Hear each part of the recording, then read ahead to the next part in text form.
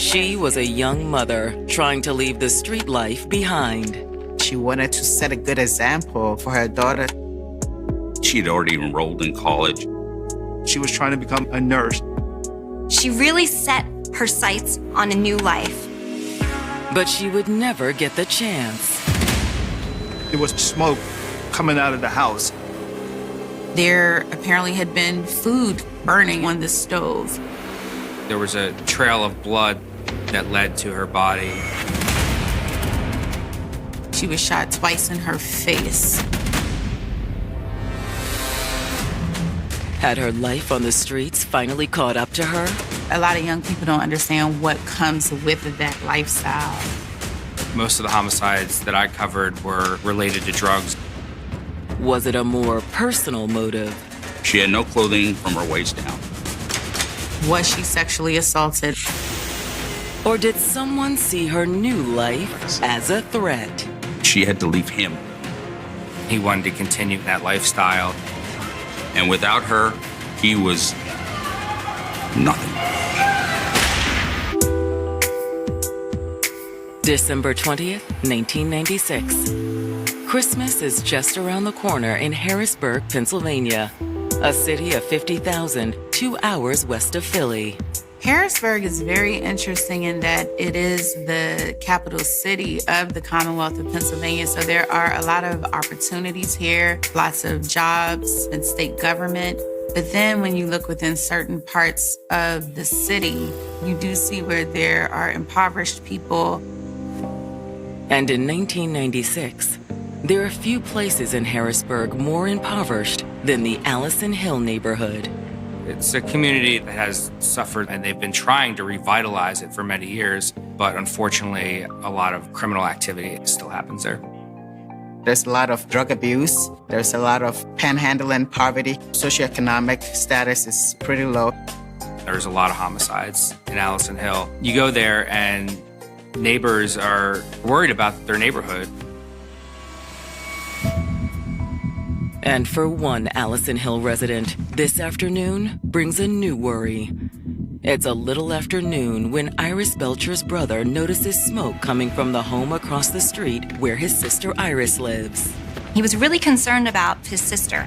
Rushing over, he's met outside by Iris's boyfriend, Tyshant Love. Where's Iris? She's upstairs. As soon as that happened, he told the brother that something was wrong with Iris. And he took the brother into the house. She's upstairs. It's bad. Come on. He said he came home and found something burning on the stove. There was blood downstairs in the kitchen, and there was blood spatter going upstairs. And when he followed the blood upstairs, he found Iris. She was on the floor, laid down. She was shot twice in her face. At first glance, 20-year-old Iris Spinell Belcher appeared to have a bright future ahead of her. She was a beautiful young woman, very intelligent young woman. Iris had a really bubbly personality. She was just immediately likable. Everyone that came into contact with her really liked her. And she seemed to have so much potential. But she'd also faced plenty of obstacles in her short life. The environment she grew up in was extremely difficult. It's difficult when there's a lot of drug trade to persevere through all of the outside influences that may bring you down. And an unexpected pregnancy at age 15 didn't help. Having a child at an early age is quite stressful. That's a lot of balls to juggle. If you don't have any help or any support, that alone can be extremely stressful or anxiety-provoking. How can you take care of yourself and take care of a child? With few options to support herself, after Iris moved out on her own, she turned to drug dealing. How Iris grew up explains a lot of why she entered the drug business. Sometimes when people grow up in crime areas, it is ingrained in them. It's just a twisted system. If you're coming up in that system and you're trying to say, I want to better myself, how do you get money? Unfortunately, we don't live in a society where everyone has an equal opportunity to make a great life for themselves. And sometimes people do feel that the only option they have is to deal drugs or engage in some other illegal activity. That's what she knew, and she was comfortable around it. She was also good at it. She was extremely intelligent, so it was easy for her to pick it up and make money doing it and support herself and her daughter. She became really well known within the drug community and successful. And she soon fell in with a group of dealers based out of New York City. We had a lot of individuals coming down from New York City and selling drugs here because it was so lucrative. The drugs could be sold for so much more money, and they kept their contacts in New York, and then they would come down here and sell the drugs for more money and make a profit. One of those New York drug dealers was Tyshant Love. He was known as the professor. He had a studious air about him. I never understood the relationship. It was one of those relationships where you look and you go, I don't get it. But she was in that drug life. He was in that drug life. They had lots in common. But what really brought them together was the way Tyshant treated Iris's daughter. Hey, babe. Oh no, she sleep already? Yeah, I just got her down. I got this for her. As a single mother, when the person that is now in the picture and is accepting of the child that you had before them, it does bring a sense of hope and a sense of family. Will you stay the night, right? I mean, yeah, I can just give it to her tomorrow. Okay, sounds good. That's where the connection became strong. Ooh, I love the way that sounds.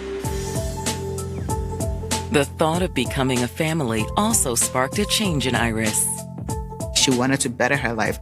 She was trying to get out of the drug trade and do something better for her family. One of the ways you do that is by education. She had been accepted into the nursing program at Harrisburg Area Community College. She really set her sights on a new life. But now it appears that Iris's new life has come to a sudden, violent end. After seeing smoke coming from her house, Iris's brother goes across the street to investigate. He approached the property and he saw Tyshant come out. He was very panicked. Yo, where's Iris? She's upstairs. Dad. He took the brother into the house. They found Iris. She was found in the bedroom with gunshot wounds. Tyshant told her brother, "You call 911. Call 911. Call 911. And then he left the scene. Iris, wake up, Iris. Where you going?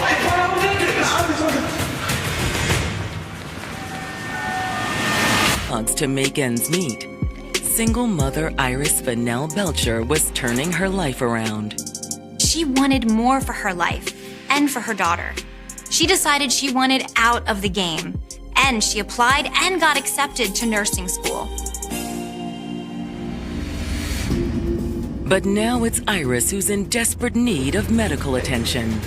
Her boyfriend Tyshant and her brother have just found Iris on her bedroom floor. She was found in the bedroom with gunshot wounds.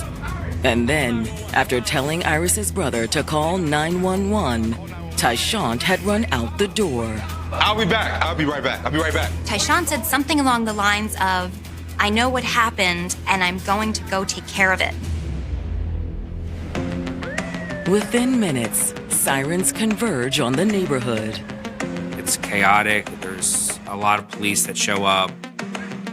They enter the house with guns drawn. Hurry! She's right here! The first thing the officer has to do in a situation like this is actually clear the house.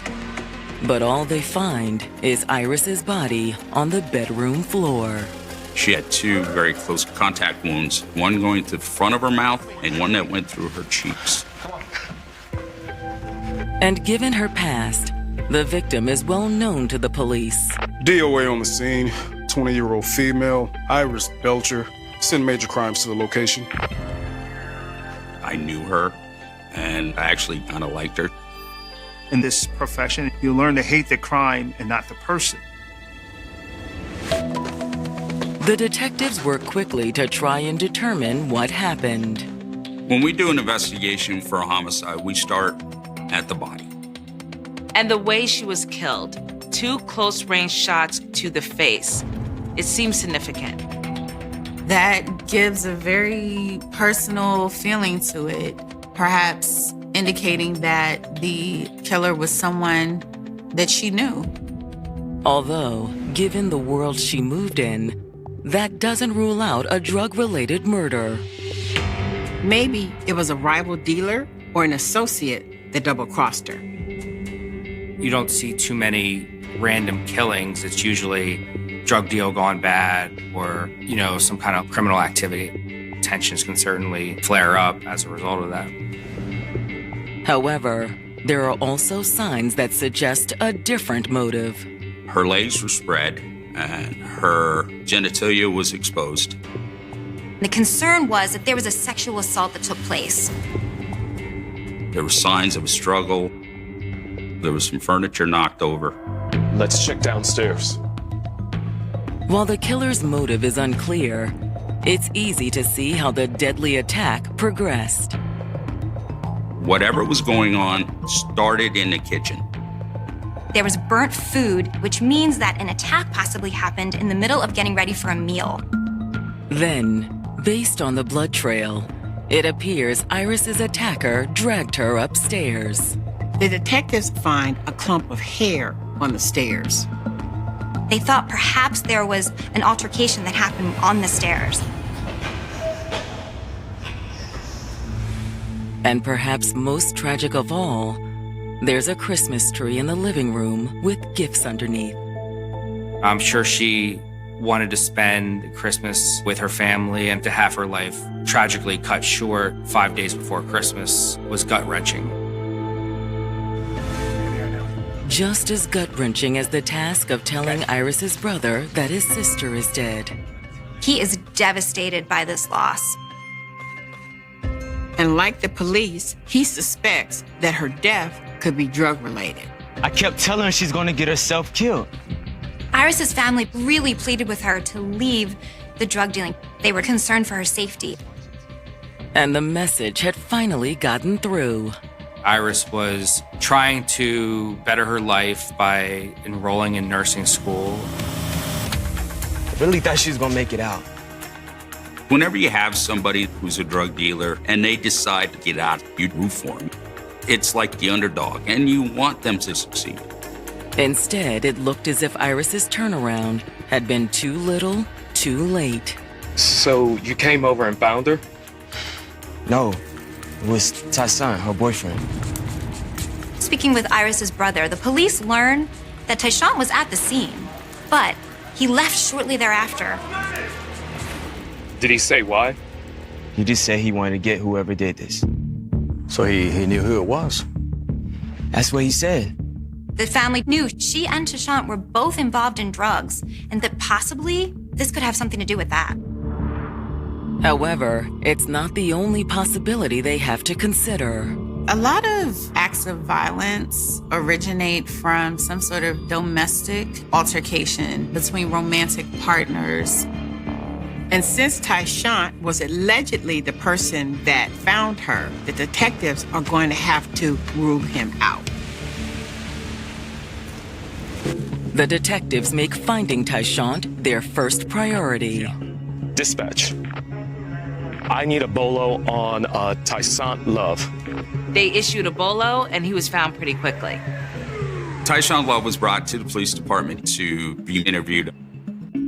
When questioned by the detectives, Tyshawn says that Iris had been home alone the night before her murder. Where were you? I went out. Tyshawn tells detectives that he went to a bar. And Iris's daughter was spending the night at her mother's house. She had been spending a lot of time with her mom because of Iris's lifestyle. Her mom? She didn't really like what we've been doing. Selling drugs? After the bar, Tyshant said he'd gone to a friend's place. He said he crashed there for a few hours. You went back to the house? Mm-hmm. He said that he returned home and found her body. And he says that as soon as he saw Iris dead on the floor, he knew who did it. Who? Lamar. Lamar Peterson. Yeah, that's him. I knew Lamar Peterson. He loomed large in the drug community. And it's not hard for the detective to believe that he's their killer. He has a very troubled past, a lot of sexual assault. There are some people in this world that just, I can't say anything else, they perpetrate evil. Love has just told detectives investigating the murder of his girlfriend, Iris Fennell Belcher, that he knows who did it. Lamar. He said it was a fellow drug dealer named Lamar Peterson. Lamar and Tyshant were associates from the group of New York drug dealers, but I also knew that he was very violent. And Lamar's reputation seems like a match to Iris's murderer. Lamar Peterson was a violent sexual offender and was a suspect in a very violent sexual assault attempted homicide in Harrisburg. According to Tyshant, he'd also been staying with them. You knew y'all been looking for him on that rape thing, and he wanted to stay with us for a little while until things cooled off. Lamar was somebody that if you wanted to stay someplace, you really didn't reject him. You don't argue with Lamar. When he says jump, you just ask how high. He was an individual that I didn't want to confront unless I had the manpower around me to confront him. But according to Tyshant, Iris wasn't intimidated by Lamar. Apparently, Iris was really upset with Lamar staying there. She just did not feel comfortable with him there, especially with their daughter. And she did not bite her tongue in making it known her disdain towards him because of some acts he had allegedly committed. There had been arguments between Tyshant and Iris about Lamar. And Tyshant says that when he hesitated to kick Lamar out, Iris took matters into her own hands. She confronted him. They had an altercation and she was really upset. She told me he had to leave. She ever threatened him? Yeah. She said if he didn't go, she'd tell the police where he was. Basically turning him in for rape, which gave him no other choice but to leave. So, according to Tyshant, Lamar had packed his things and left. But had he come back? Tyshant says if someone hurt Iris, it was definitely Lamar. People didn't tell him no. There was a definite amount of respect for him. And killing Iris may have been a way for him to save face. And the crime appears to have Lamar's M.O. written all over it. She had no clothing from her waist down. And Lamar had a history of sexual assaults. They think that possibly Iris could be one of Lamar's victims. But while the police consider Lamar a possible suspect, they aren't ready to let Tyshant off the hook just yet. And how are things between you and Iris lately? Honestly, not so great. Tyshant tells detectives they have the same argument a lot. Iris wants better for herself and she wants out of the game. But he likes things the way they are and doesn't want to change. When you have conflicting views and conflicting desires or purposes in life, it does bring tension to the relationship. And Tyshant admits that last night, things got so tense, he had to get out of the house. According to Tyshant, that's why he'd gone to the bar. He went just to get away from the situation. But he says that Iris showed up at the same spot just a few hours later.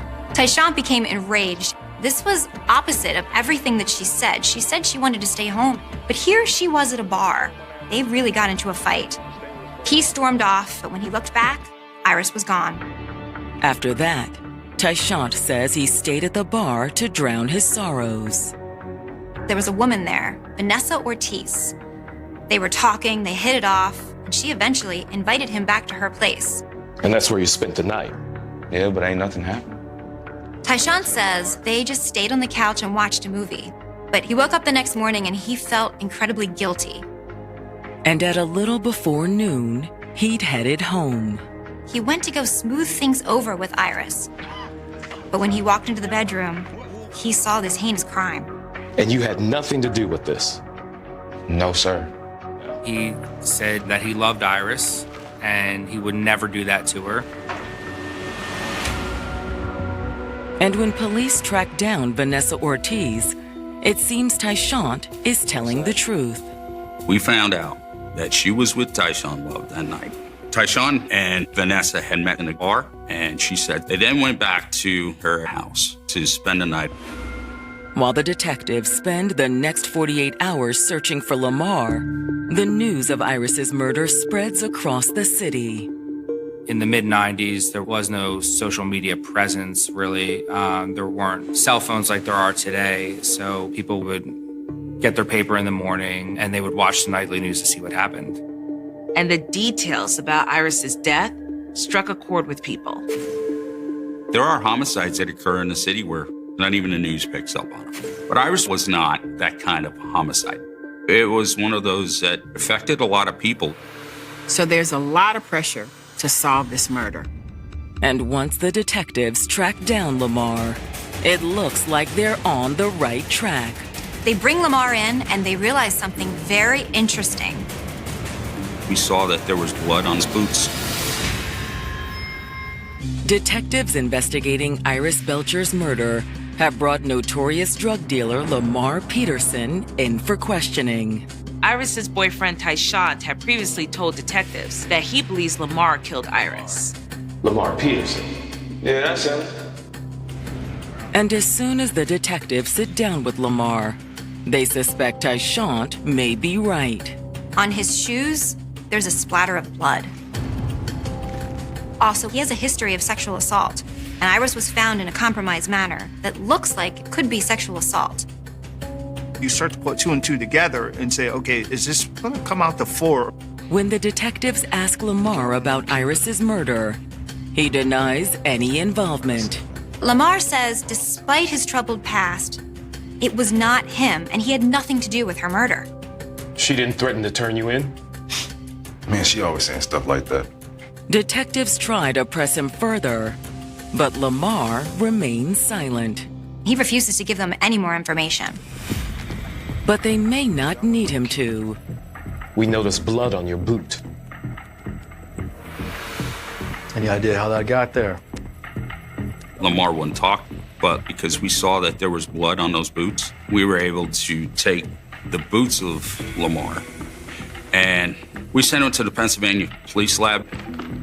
After collecting his boots, detectives take Lamar into custody, but not for murder.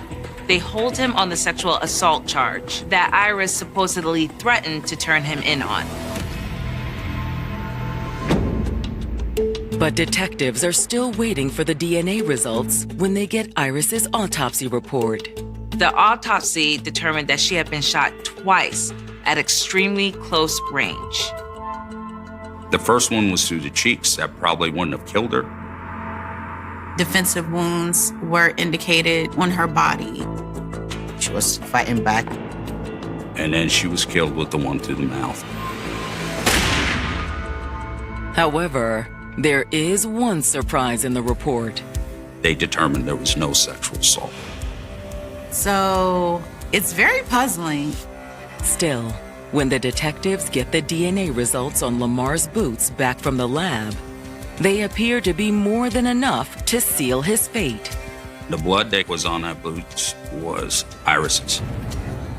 But before they charge Lamar with murder,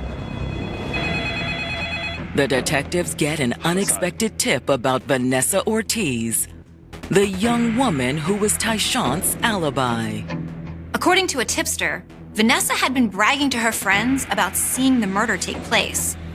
And Tyshant had her hidden in a hotel so the police could not further question her. The detectives rush to the hotel and bring Vanessa in for questioning. She says she did spend the night with Tyshant. But she also tells detectives that his alibi is fake. She said Tyshant Love is the murderer. Okay, so how do you know that? Because I was there.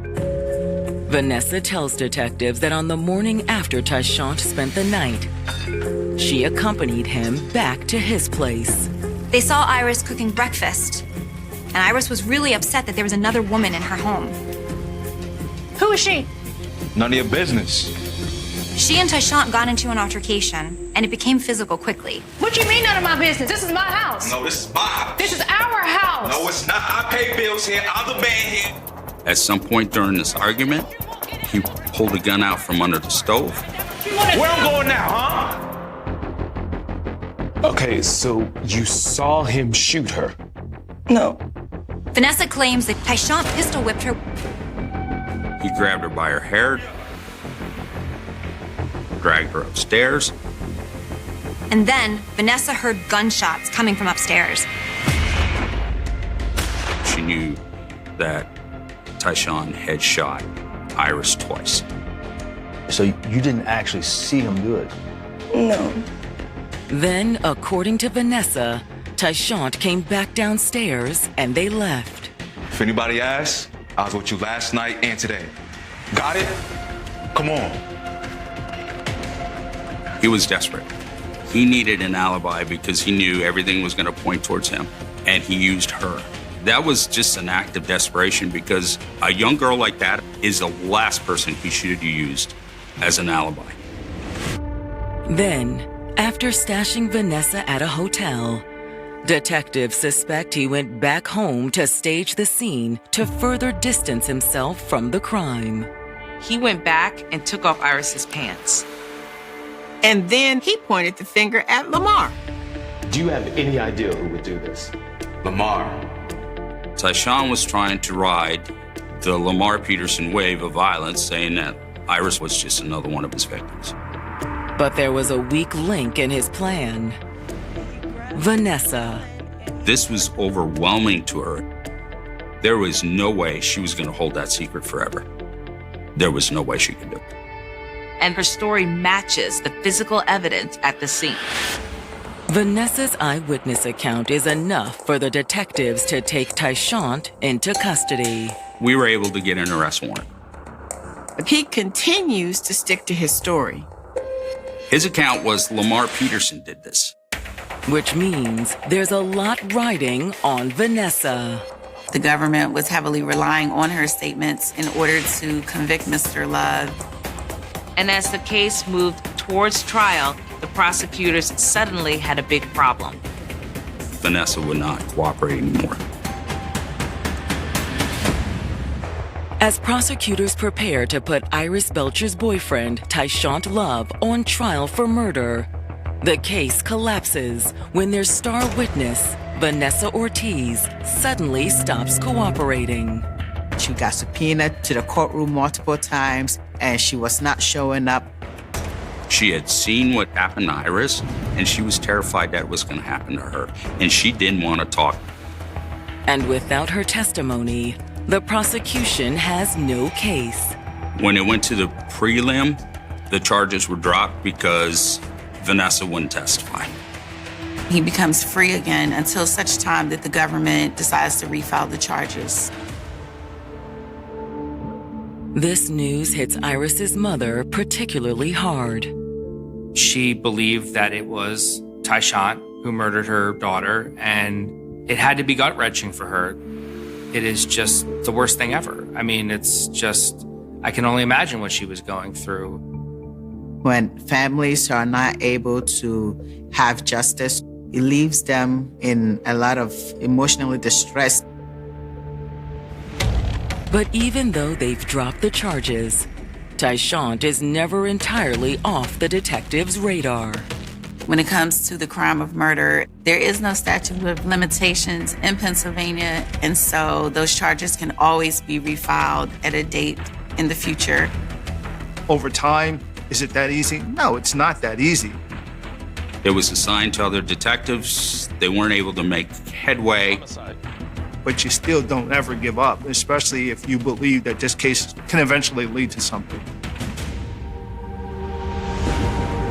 Eventually, the case ends up on the desk of Detective Donald Hefner.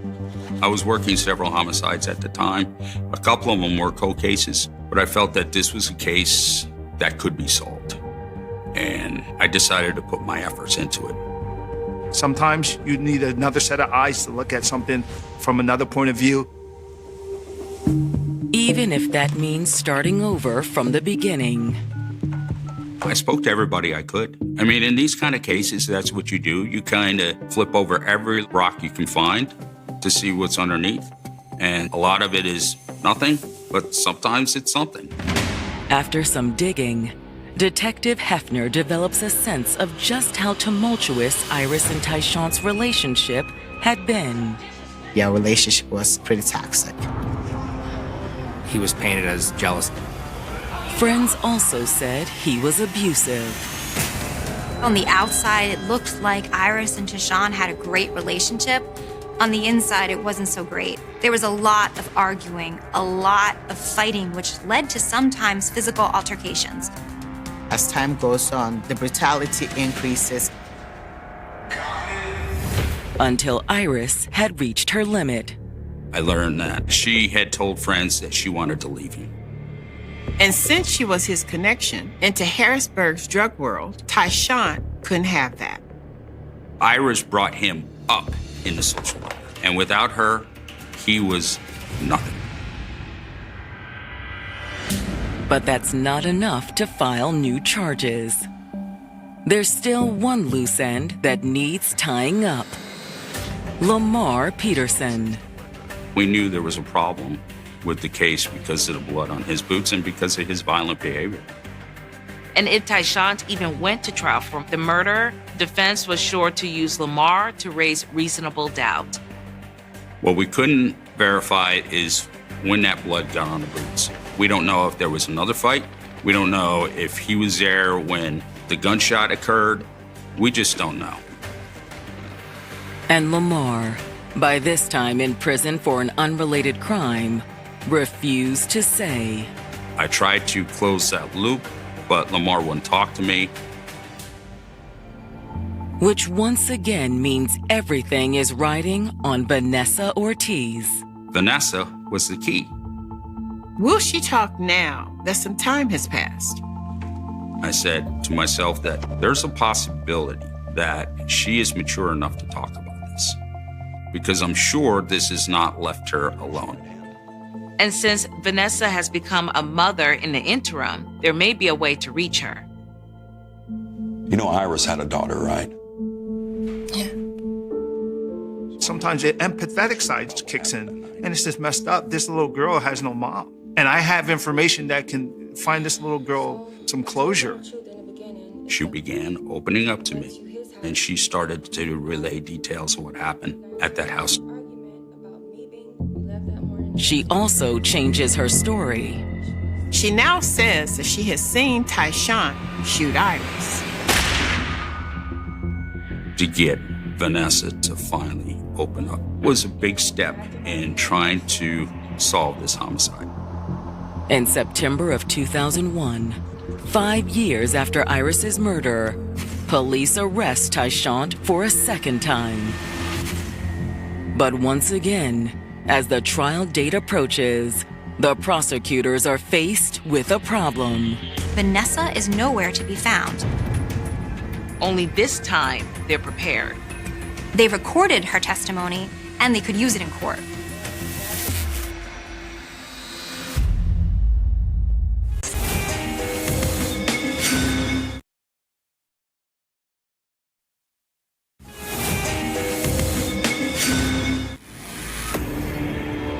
Shortly before Tyshawn Love is scheduled to finally stand trial for the murder of Iris Fennell Belcher, the prosecution's star witness disappears a second time.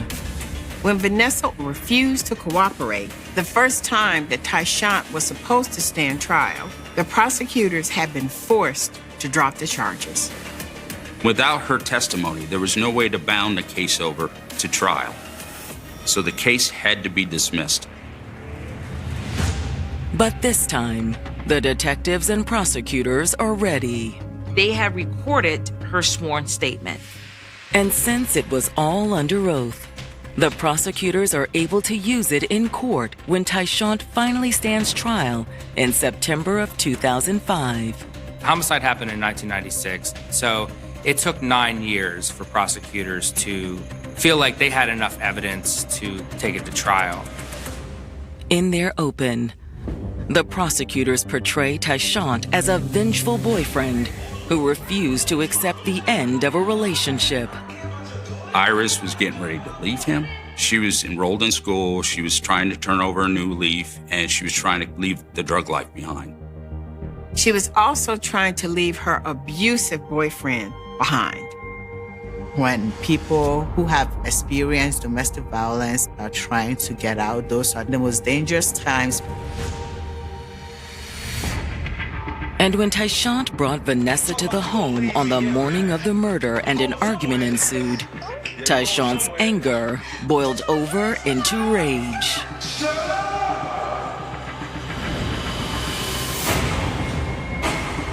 The gunshot wounds to the mouth, to me, indicated, shut your mouth. But there was no way for Tyshawn to shut Vanessa up. Her recorded testimony was the key to the prosecution's case. They had fun the night before. You come home with a person and you witness a murder. I can't imagine that depth of trauma that could have been for her. Still, as powerful as Vanessa's recorded statement is, the defense also has some cards to play. There's always going to be that thought that Lamar Peterson played a part in this homicide. The fact that there were traces of Ms. Belcher's blood on Mr. Peterson's shoe signals to the jury, hey, there could be someone else who committed this crime. And the prosecution never came up with a compelling explanation for how Iris's blood ended up on Lamar's boot.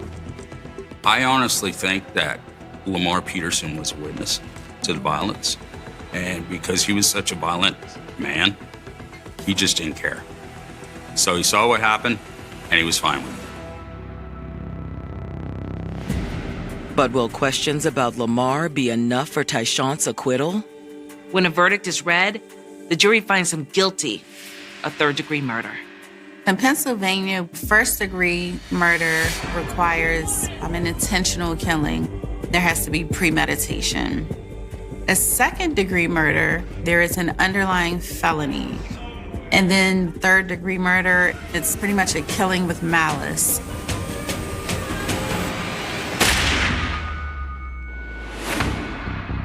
The judge sentences Tyshawn to 30 years in prison. The system did punish Tyshawn for his violence and for taking another life, and we got closure for the family. Unfortunately, when you have these kind of homicides, or when you have a homicide investigation, we don't have justice. We have closure. In order to have justice, I have to make you kind of whole again. I can't do that. I can't bring that person back. However, Iris's memory lives on in her daughter, now an adult with a family of her own. To live with every day knowing that your mother was taken from you before you even had a chance to get to know her, I can only imagine what impact that's had on her. You can adapt to it. You can learn to live with it. You can't forget it. Despite that, Iris's daughter has created a rich life for herself. She also realized her mom's dream, and she became a nurse. And in that way, Iris's legacy lives on. I remember her family talking about her as somebody who had a lot of dreams and aspirations. She had planned to better her life for herself and her child, and she was well on her way to that when her life was tragically cut short. When most people close their eyes and attempt to conjure an image of the Hawaiian Islands, they envision a pristine, untouched paradise.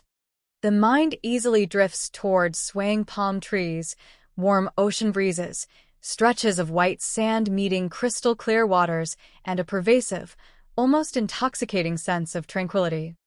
It is a destination that millions of people travel to every single year in search of an escape from the heavy burdens of their daily lives, seeking solace in the legendary spirit of aloha. The archipelago is marketed and romanticized as a safe haven, a beautiful sanctuary far removed from the grit, the grime, and the dark realities of the mainland world. But beneath this carefully curated postcard exterior, away from the bustling resort towns and the crowded tourist beaches, lies a different reality. The Big Island of Hawaii is a place of profound contrasts. It is a land shaped by raw, violent volcanic forces, characterized by jagged lava rock fields, dense and unforgiving tropical foliage, and vast expanses of rural isolation. Here, in the quiet, tucked-away corners of the island, communities are tightly woven. Generations of families live side by side, sharing the same roads, the same markets, and the same histories. In these small towns, anonymity is a rare commodity. People know their neighbors. They recognize the cars driving down their streets. They notice when something is slightly out of place. Because of this deep interconnectedness, the concept of a brutal, anonymous crime feels entirely foreign, almost impossible. Yet, it is precisely in this environment, amidst the quiet rural landscape of the Big Island, that one of the most baffling and enduring mysteries in the files of the Hawaii Police Department took root. We are traveling back to the year 1996, to the town of Koa. Located in the Puna district on the eastern side of the Big Island, Koa is a community defined by its slow pace and local charm. It is the kind of place where daily life revolves around simple routines, where young people gather after school or work, and where the oppressive humidity is a constant companion. In the mid-90s, before the rapid expansion of digital technology and cellular networks completely transformed how we track our movements, life in Koa was rooted in the physical present. If you wanted to find someone, you went looking for them. If a car drove past, it left only tire tracks and dust, not a digital footprint pinging across satellite towers. It was a time when a person could simply slip away from view and vanish into the landscape, leaving nothing behind but the fragile, often unreliable memories of those who happened to be looking in their direction at the exact right moment. This analog reality is the backdrop for a tragedy that has haunted the community for decades, a permanent stain on the quiet history of the town. The nature of a cold case is a peculiar and agonizing thing. When a crime is first committed, there is a chaotic surge of momentum. Sirens wail, yellow police tape is stretched across the landscape, investigators scour the earth for the smallest fragments of evidence, and the community is gripped by an urgent need for answers. The air is thick with anticipation and the belief that justice will swiftly follow. But as days bleed into weeks, and weeks quietly stretch into months, that initial momentum begins to falter. The sirens fade. The police tape is taken down, leaving only the mundane scenery behind. The public's attention inevitably shifts to the next headline, the next tragedy, the next distraction. But for the family of the victim, time stops completely. They are trapped in an agonizing purgatory, forced to wake up every single morning to the exact same nightmare, surrounded by a world that seems perfectly willing to move on without them. The case file, once the center of intense, frantic activity, is slowly pushed to the side of a detective's desk, eventually making its way into a cardboard box and, finally, into the silent archives of a police department. A cold case is not just an unsolved crime, it is a lingering ghost. It is a fundamental disruption of the natural order, a constant, heavy reminder that someone got away with the ultimate transgression. In Koa, that ghost has a name. Glenn Guerrero was just 18 years old. In the grand trajectory of a human life, 18 is barely the beginning. It is the threshold between childhood and the adult world, a time usually defined by discovering one's identity, making plans for the future, and stepping out into the wider world. By all accounts, Glenn was simply a local boy, deeply familiar with the streets, the back roads, and the rhythms of Koa. He navigated his environment with the ease of someone who belonged there, spending his days interacting with peers and participating in the normal routines of a young man growing up in a rural island town. His entire life was stretched out ahead of him, full of whatever potential he chose to pursue. But Glenn's future was violently stolen from him on a single, fateful day in August. The circumstances surrounding his sudden end are shrouded in an impenetrable silence, leaving behind a void that investigators have spent years trying to fill. August 12, 1996, began like any other humid summer day on the Big Island. There was nothing in the air to suggest that the town of Koa was about to become the backdrop for an unsolved homicide. The timeline of this day is anchored by a specific location, the area in and around Shipman Ballpark, a local recreational hub that today is known as the Buddy Perry Soccer Fields. This was a common gathering place, a fixture of the community where locals would cross paths, play sports, and pass the time. It was here, in the broad daylight of a regular Monday, that the final chapter of Glenn Guerrero's life was quietly written. He was seen alive for the very last time in the vicinity of this park. But it is not just the location that haunts the investigators and the community. It is the specific manner of his departure. According to the accounts of those who happened to be watching, Glenn was seen sitting in the passenger seat of a pickup truck. The vehicle was observed slowly pulling away from the area of the ballpark, carrying the 18-year-old boy away from the safety of the crowds and the familiar sight of the playing fields. To any casual observer that afternoon, the scene would have looked entirely unremarkable. A local teenager catching a ride with someone in a pickup truck is a mundane, everyday occurrence in rural Hawaii. There was no visible struggle, no outward signs of distress, nothing to indicate that the boy in the passenger seat was taking the final ride of his life. But this brief, fleeting image, a young man looking out from the window of a departing truck, would soon become the most critical and frustrating puzzle piece in a decades-long murder investigation. The image of that pickup truck represents the dividing line between life and death. Somewhere along the route, after leaving the immediate vicinity of Shipman Ballpark, the ordinary nature of that ride mutated into something incredibly dark and violent. The truck carried Glenn away from the eyes of the public and into the desolate, isolated stretches of the local geography. It is deeply unsettling to contemplate what transpired in the confines of that vehicle. Who was sitting behind the steering wheel? What was the nature of the conversation between the driver and the young passenger?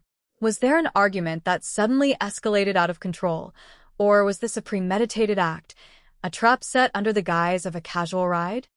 These questions have echoed through the halls of the Hawaii Police Department for 30 years, bouncing off the walls of an empty archive, answered only by silence. The discovery that followed would shatter the peace of the community and plunge Glenn's family into an endless nightmare.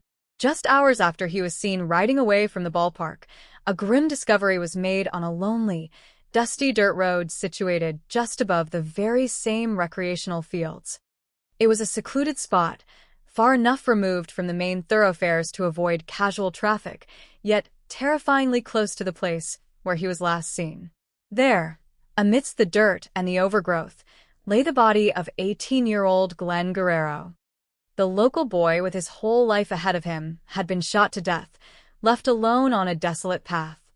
The abruptness of the violence, the close proximity to a public park, and the chilling mystery of the unidentified driver immediately elevated the situation from a tragic discovery to a complex, high-stakes homicide investigation. This is the story of a shattered paradise. It is an examination of a single day in 1996 when a young man stepped into a vehicle and vanished into the annals of true crime history. It is a story about the heavy, suffocating weight of unanswered questions, the enduring pain of a family denied justice, and the relentless, creeping passage of time. The authorities know how Glenn Guerrero died. They know where he took his last breaths. They even know exactly how he left the ballpark that afternoon. But the shadow behind the steering wheel, the person who drove an 18-year-old boy to his execution, remains a ghost, walking free in the tropical sun. To truly understand the gravity of what happened on that August afternoon, it is essential to first understand the environment that shaped the victim and the community that was ultimately shattered by his sudden death. The Big Island of Hawaii is a landscape of profound extremes, far removed from the manicured, bustling tourist hubs of Honolulu or the luxury resorts of Maui. It is a massive, sprawling expanse of land, defined by active volcanoes, dense, almost impenetrable tropical rainforests, and vast stretches of dark, jagged lava rock that meet the pounding surf of the Pacific Ocean. Within this expansive and often unforgiving geography lies the Puna District, a region known for its fierce independence, its rugged beauty, and its deep-rooted local culture. Koa, the town where 18-year-old Glenn Guerrero lived and died, serves as the primary gateway to Puna. In 1996, Koa was a community in a state of quiet transition. For decades, it had been a bustling, hard-working sugar plantation town, a place where daily life was dictated by the rhythmic, grueling cycles of agricultural labor. The local economy and the very social fabric of the town were intricately tied to the sugar industry, which provided jobs, housing, and a shared sense of purpose. However, by the mid-90s, the massive plantations that had long sustained the region were shutting their doors forever, leaving behind a changing economic landscape and a tight-knit community trying to find its new identity in a modernizing world. Despite these significant economic shifts, Koa remained a place where traditional local values held incredibly strong. It was a working-class environment where family ties extended far beyond immediate blood relatives. Neighbors looked out for one another, doors were rarely locked, and the concept of community was a tangible, everyday reality rather than just an abstract idea. In a town like this, generations of families lived on the exact same streets, children attended the same schools their parents and grandparents did, and the local gathering spots were the vital, beating arteries of social life. Anonymity was virtually non-existent. People recognized the vehicles driving down the Tulane highways, they knew who belonged in which neighborhood, and they possessed an acute awareness of when something or someone was out of place. Because of this deep, inescapable interconnectedness, the concept of a brutal, anonymous murder taking place in broad daylight feels entirely foreign to the spirit of the town. Yet, it was precisely within this familiar, protective bubble that a killer managed to operate completely undetected, utilizing the quiet, isolated dirt roads that branch off from the main thoroughfares to commit a horrific act of violence. Life in Koa during the summer of 1996 moved at a deliberately slow pace, dictated by the relentless tropical humidity and the predictable, comforting rhythms of island life. Long before the era of smartphones, social media tracking, and constant digital connectivity, socializing required physical presence and spontaneity. For the youth of the town, free time was overwhelmingly spent outdoors, navigating the humid air and seeking out the company of peers at familiar local haunts. Shipman Ballpark, which is known today as the Buddy Perry Soccer Fields, was one such cornerstone of the community. It was a sprawling recreational area, a place where people converged for organized local sports leagues, casual weekend games, and everyday socializing. The parking lots and the grassy perimeters of these playing fields were natural, unquestioned meeting points. In rural Hawaii, the pickup truck is significantly more than just a mode of transportation. It is a cultural staple, an essential tool for navigating the often rugged terrain of the island, and a central fixture of local social life. Young people would frequently gather around the beds of pickup trucks, sitting on the tailgates, passing the time, sharing stories, and watching the day slowly transition into evening. The sight of a teenager hopping into the passenger seat of a truck to catch a quick ride with a friend or a casual acquaintance was a daily, entirely unremarkable occurrence. It was an environment built on inherent trust and mutual recognition.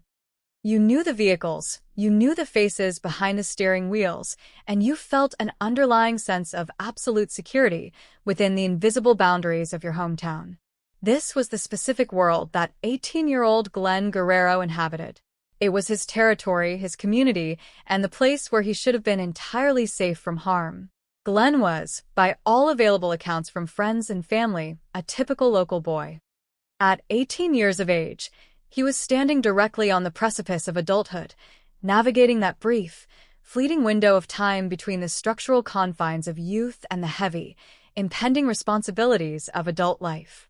The age of 18 is universally recognized as a major milestone, a transformative period marked by newfound freedoms, the active exploration of personal identity, and the gradual formulation of plans for the future. For a young man in Koa, this meant balancing the relaxed, familiar lifestyle of the island with the impending realities of finding steady work or pursuing further education. While the Hawaii Police Department has tightly guarded the intricate details of Glenn's personal life, the portrait that emerges from the community is one of a young man who is deeply embedded in his local environment. He was known to frequently hang around the areas of Koa, spending his days interacting with his peers and absorbing the easygoing atmosphere of his hometown. He was not a transient outsider passing through. He was a recognizable, permanent thread in the social fabric of the community. His deep familiarity with the area suggests a profound level of comfort and ease. When he was seen near Shipman Ballpark that fateful August day, he was exactly where a young local man would be expected to be. He was completely in his element, surrounded by the sights, sounds, and people he had known for his entire life. The inherent tragedy of his murder is magnified exponentially by this profound sense of belonging. The violence did not occur in an unfamiliar, dangerous environment on the other side of the island. It invaded the quiet sanctuary of his own backyard, permanently transforming a place of recreation and childhood memories into a grim, heavily guarded crime scene. One of the most agonizing and frustrating aspects of the Glenn Guerrero case is the deliberate, strategic silence maintained by law enforcement regarding the potential motives for his murder. In the world of true crime, the public is often accustomed to a narrative that eventually reveals a clear, understandable reason for the violence. We instinctively look for stories of deep-seated rivalries, illicit activities gone horribly wrong, passionate personal betrayals, or long-standing vendettas. These narratives, while inherently tragic, provide a sense of logical order to the unimaginable chaos of a homicide. They offer a comforting, albeit false, illusion that if we can simply understand exactly why a crime happened, we can somehow protect ourselves and our loved ones from a similar fate. However, in the case of Glenn Guerrero, the authorities have offered absolutely no such narrative. For nearly 3 decades, investigators have refused to publicly release any information regarding potential motives, personal conflicts, or any known enemies that Glenn might have had. They have not commented on his personal habits, his extended social circles, or any underlying tensions that may have been brewing beneath the surface of his seemingly ordinary life.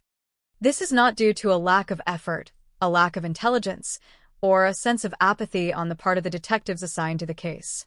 Rather, it is a calculated, deeply necessary tactic employed in high-stakes, unsolved investigations. When a murder investigation inevitably hits a wall and the physical evidence from the crime scene is either lacking or inconclusive, the integrity of the restricted information becomes the most valuable asset the police possess. By deliberately withholding the specific details of Glenn's personal life, the exact nature of his death, and the potential reasons why someone might have wanted him dead, investigators maintain a crucial, strategic advantage over the perpetrator. If an individual ever comes forward to confess to the crime, or if a hesitant witness finally decides to break their silence and provide a detailed account of the events leading up to the murder, the police can accurately cross-reference that testimony against the secret, unreleased facts of the case. If the public knows absolutely everything, the risk of false confessions and fabricated witness statements increases exponentially, potentially derailing the entire investigation. Therefore, the silence is a necessary protective measure, an invisible wall built around the investigation to ensure that if the truth ever does emerge, it can be definitively and legally verified. However, while this strategy is undeniably essential for the long-term pursuit of justice, it has a profound and unsettling effect on the public perception of the case. It leaves the grieving family, the frightened community, and those who study the case from afar with a haunting, empty blank slate. Without a publicly identified motive, the sudden murder of Glenn Guerrero feels terrifyingly random and completely inexplicable. It forces the residents of Koa to confront the chilling possibility that severe violence can strike without a clear, understandable reason, even in a place they call home. It transforms a localized, personal tragedy into an existential threat to the community's peace of mind. If a young, seemingly ordinary 18-year-old boy can be targeted and executed in the middle of a sunny afternoon, just steps away from a busy community park, then the fundamental sense of safety that underpins rural island life is entirely shattered. The complete absence of a known motive amplifies the deep mystery of the unidentified pickup truck and its phantom driver. Was the person sitting behind the steering wheel a complete stranger who selected Glenn by pure, fatal chance? Was it a casual acquaintance who harbored a secret, simmering resentment that finally boiled over? Or was it someone Glenn trusted implicitly, someone whose presence in the driver's seat of that truck was so normal and expected that it raised absolutely no alarm bells in his mind when he willingly climbed into the passenger seat? The sheer banality of his final known moment stands in stark, horrifying contrast to the brutal reality of his death. August 12, 1996, unfolded under the familiar, heavy canopy of the Hawaiian summer sun, a day seemingly indistinguishable from any other in the quiet, tight-knit community of Kauai. The town, nestled within the expansive Puna district of the Big Island, was moving at its usual, unhurried pace, entirely unaware of the darkness that was about to fracture its peaceful facade. To fully grasp the chilling nature of this timeline, one must first visualize the geographical and social epicenter of that day, Shipman Ballpark. Today, this area is known to locals and visitors alike as the Buddy Perry Soccer Fields, but in the mid-90s, it was the beating heart of local recreation. It was a sprawling, open expanse of green grass and red dirt, a place where the community naturally gravitated to socialize, participate in amateur sports leagues, and simply pass the time under the vast, tropical sky. On any given afternoon, the perimeters of these fields would be dotted with the familiar sights of local life: coolers resting in the shade, children running along the sidelines, and, most importantly for this narrative, an array of vehicles parked casually around the edges. It was an environment characterized by safety, visibility, and an overwhelming sense of communal belonging. There is absolutely nothing about the atmosphere of Shipman Ballpark on that specific Monday to suggest that it would soon become the starting point of a gruesome and enduring murder mystery. The sun was shining, the air was thick with the scent of tropical vegetation and coastal humidity, and the residents of Kauai were going about their daily routines with the comfortable assurance that they were secure in their own hometown. It was within this exact context of ordinary, everyday safety that 18-year-old Glenn Guerrero spent his final hours of freedom, moving through a landscape he had known his entire life, completely oblivious to the fatal trap that was slowly closing around him. The timeline of a homicide often hinges on a single, fleeting moment of observation, a fraction of a second where the mundane intersects with the horrific, usually without the observer realizing the significance of what they have just witnessed. For investigators trying to piece together the final moments of Glenn Guerrero's life, their entire foundation rests on one such precarious memory provided by individuals who happen to be looking in the right direction at precisely the right time. Sometime during the earlier part of that day, as the community milled about the areas in and around Shipman Ballpark, eyewitnesses spotted Glenn. He was not walking alone, nor was he engaged in any sort of altercation or suspicious activity that might have drawn undue attention. Instead, he was seen sitting comfortably in the passenger seat of a pickup truck. In the rural landscape of the Big Island, a pickup truck is the most ubiquitous form of transportation, an invisible piece of machinery that blends seamlessly into the background of daily life. According to the accounts gathered by law enforcement, this unidentified vehicle was observed slowly pulling away from the immediate vicinity of the ballpark, navigating the familiar roads and carrying the 18-year-old boy away from the crowds. This solitary image is the absolute crux of the entire mystery. To the casual bystanders who witnessed this departure, the scene was entirely benign. It looked like nothing more than a local teenager catching a ride with a friend, an acquaintance, or a neighbor. There were absolutely no outward signs of distress, no frantic gestures for help, and no physical struggle visible within the cab of the truck. The casual nature of his posture in the passenger seat strongly implies a terrifying reality. Glenn likely entered that vehicle willingly. He likely felt a sense of security, or, at the very least, a complete lack of suspicion toward the person sitting behind the steering wheel. This mundane departure from a public park is the final confirmed sighting of Glenn Guerrero alive, a quiet, unassuming exit that masks the brutal violence that was waiting just around the corner. As the pickup truck drove away from Shipman Ballpark, it crossed an invisible threshold, transporting Glenn from a realm of public visibility into a terrifying zone of complete isolation. The geography of Koa, while defined by its strong community centers, is also characterized by an expansive network of hidden, unpaved roads that splinter off from the main thoroughfares and disappear into the dense, overgrown tropical landscape. These dirt roads are entirely removed from the casual gaze of passersby, offering a cloak of silence and secrecy just a few hundred yards away from bustling public areas. It was on one of these specific dirt roads, situated just above the playing fields of Shipman Ballpark, that the horrifying climax of this tragedy unfolded.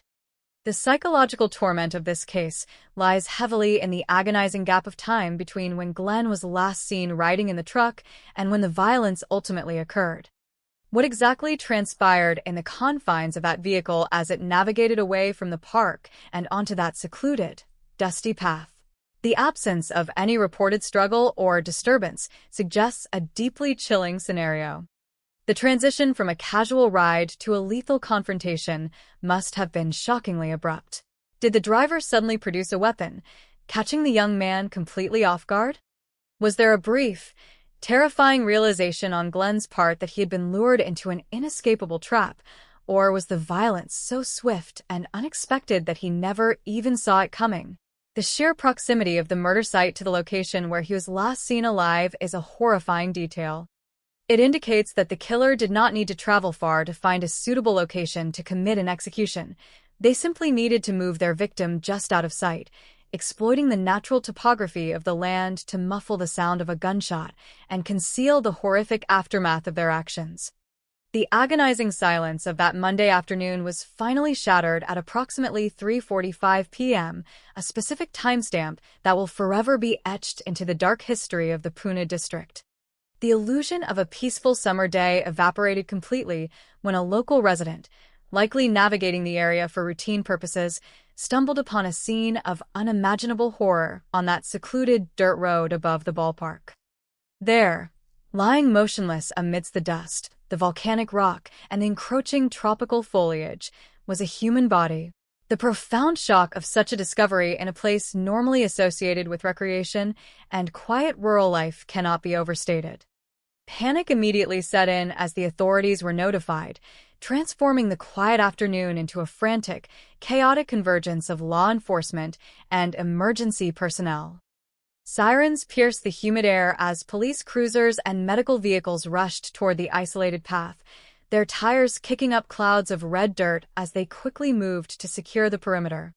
The area, which just hours before had been nothing more than an empty, forgotten road, was instantly cordoned off with bright yellow police tape, marking the boundaries of a brutal crime scene. As investigators carefully approached the body, the grim reality of the situation rapidly crystallized. The victim was young, dressed in everyday clothing, and had clearly suffered a violent end. It did not take long for the horrifying confirmation to ripple through the responding officers and, eventually, the devastated community.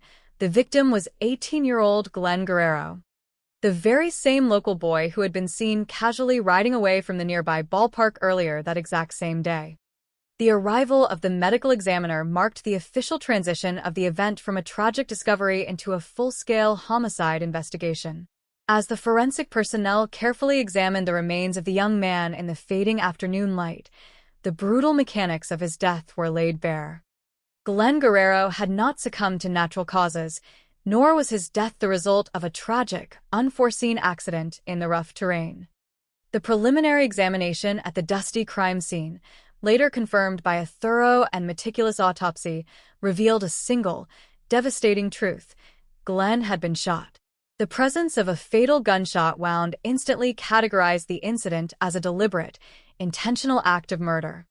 The realization that a firearm had been discharged so close to a public recreational area and that a killer had managed to execute a young man and flee the scene completely undetected in the middle of the day sent an immediate and palpable shockwave of fear through the tight-knit town of Kowa. The detectives standing on that dirt road were suddenly faced with a monumental and incredibly daunting task. They had a victim, they had a cause of death, and they had a crime scene, but the most crucial piece of the puzzle, the identity of the person who pulled the trigger, had already vanished into the sprawling Hawaiian landscape. The investigation into the murder of Glenn Guerrero had officially begun, launching a desperate, decades-long search for answers that would endlessly circle back to the haunting image of a young man, a mysterious pickup truck, and a fatal journey that ended in the dust just above Shipman Ballpark. The silence of the trees surrounding the dirt road offered absolutely no clues, acting as silent, indifferent witnesses to the bloodshed that had permanently stained the soil. Law enforcement officers immediately began the grueling process of canvassing the immediate area, desperately searching for any physical remnants left behind by the perpetrator, hoping that the sudden and violent nature of the crime had forced the killer into making a critical, careless mistake. However, the isolation that made the location so perfect for a murder also meant that there were no surveillance cameras, no passing motorists, and no immediate witnesses to the actual sound of the gunfire. The sheer brazenness of committing such a heinous act in broad daylight, so incredibly close to a populated area, spoke volumes about the confidence or perhaps the desperate recklessness of the unseen assailant.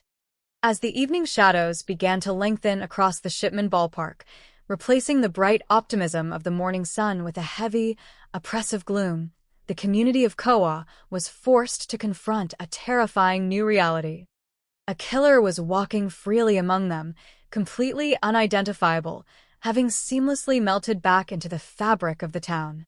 The transition from a normal Monday to a day of profound tragedy was absolute and irreversible. For the family of Glenn Guerrero, the clock had permanently stopped at 3:45 p.m., freezing them in a state of perpetual agony as they awaited answers that, unbeknownst to them, would remain elusive for decades to come. The dirt road, once just a forgotten pathway, had been transformed into a monument of unresolved grief, forever anchoring the memory of an 18-year-old boy to the horrifying mystery of a dark, anonymous pickup truck driving away into the abyss. When the initial shock of the gruesome discovery on the dirt road above the recreational fields began to settle, the grim and meticulous mechanics of a formal homicide investigation immediately ground into motion. The isolated nature of the crime scene presented the responding detectives of the Hawaii Police Department with a complex and deeply frustrating paradox. On one hand, the remote, unpaved terrain meant that the immediate area was relatively untouched by the heavy foot traffic and vehicular congestion that would typically contaminate a murder scene located closer to the center of the town. On the other hand, this exact same isolation meant there were absolutely no immediate witnesses to the fatal event. There were no security cameras mounted on nearby buildings monitoring the dirt paths, no passing tourists exploring the overgrown vegetation, and no local residents who could offer a real-time account of the gunfire that ended the young life. The immediate priority for local law enforcement was to establish a secure perimeter, stretching bright yellow police tape across the dusty landscape to protect whatever microscopic secrets the earth might be holding. The forensic technicians descended upon the site with deliberate precision, treating the secluded dirt road as a fragile, crucial puzzle. Their trained eyes scoured the ground for the most minute disturbances, understanding that the killer had to have left some physical trace of their presence during the commission of the crime. They painstakingly searched the brush and the compacted red soil for shell casings, the small brass cylinders that are ejected from a firearm upon discharging a bullet, knowing that such a crucial item could potentially reveal the make and model of the weapon used to execute the victim. They carefully documented the deeply rutted surface of the road, looking for distinct tire tracks that might match the mysterious pickup truck observed leaving the busy ballpark earlier that afternoon. They searched the immediate vicinity for footprints, attempting to determine if there had been a physical struggle outside the confines of the vehicle, or if the unseen perpetrator had deliberately stepped out of the truck to deliver the final, fatal shot. Biological samples were carefully collected by the technicians, swabbing the immediate environment for any stray DNA evidence that might not belong to the deceased young man. They also analyzed the subtle signs of vehicular movement, studying the crushed tropical vegetation and the displaced dirt, trying to establish the exact direction the killer took when they fled the isolated area.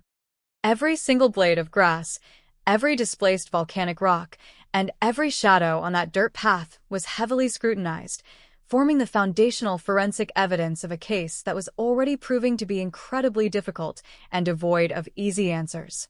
Despite the intense and thorough forensic sweep of the crime scene, the authorities made a highly calculated and necessary decision regarding the information they would release to the general public. As rumors, speculation, and palpable panic inevitably began to spread throughout the tight-knit community of Koa, the police department constructed an impenetrable wall of silence around the specific details of the murder weapon and the exact mechanics of the death. To this day, the investigators have never officially disclosed the type of firearm used in the crime, the specific caliber of the lethal ammunition, or the exact number of shots fired at the young victim.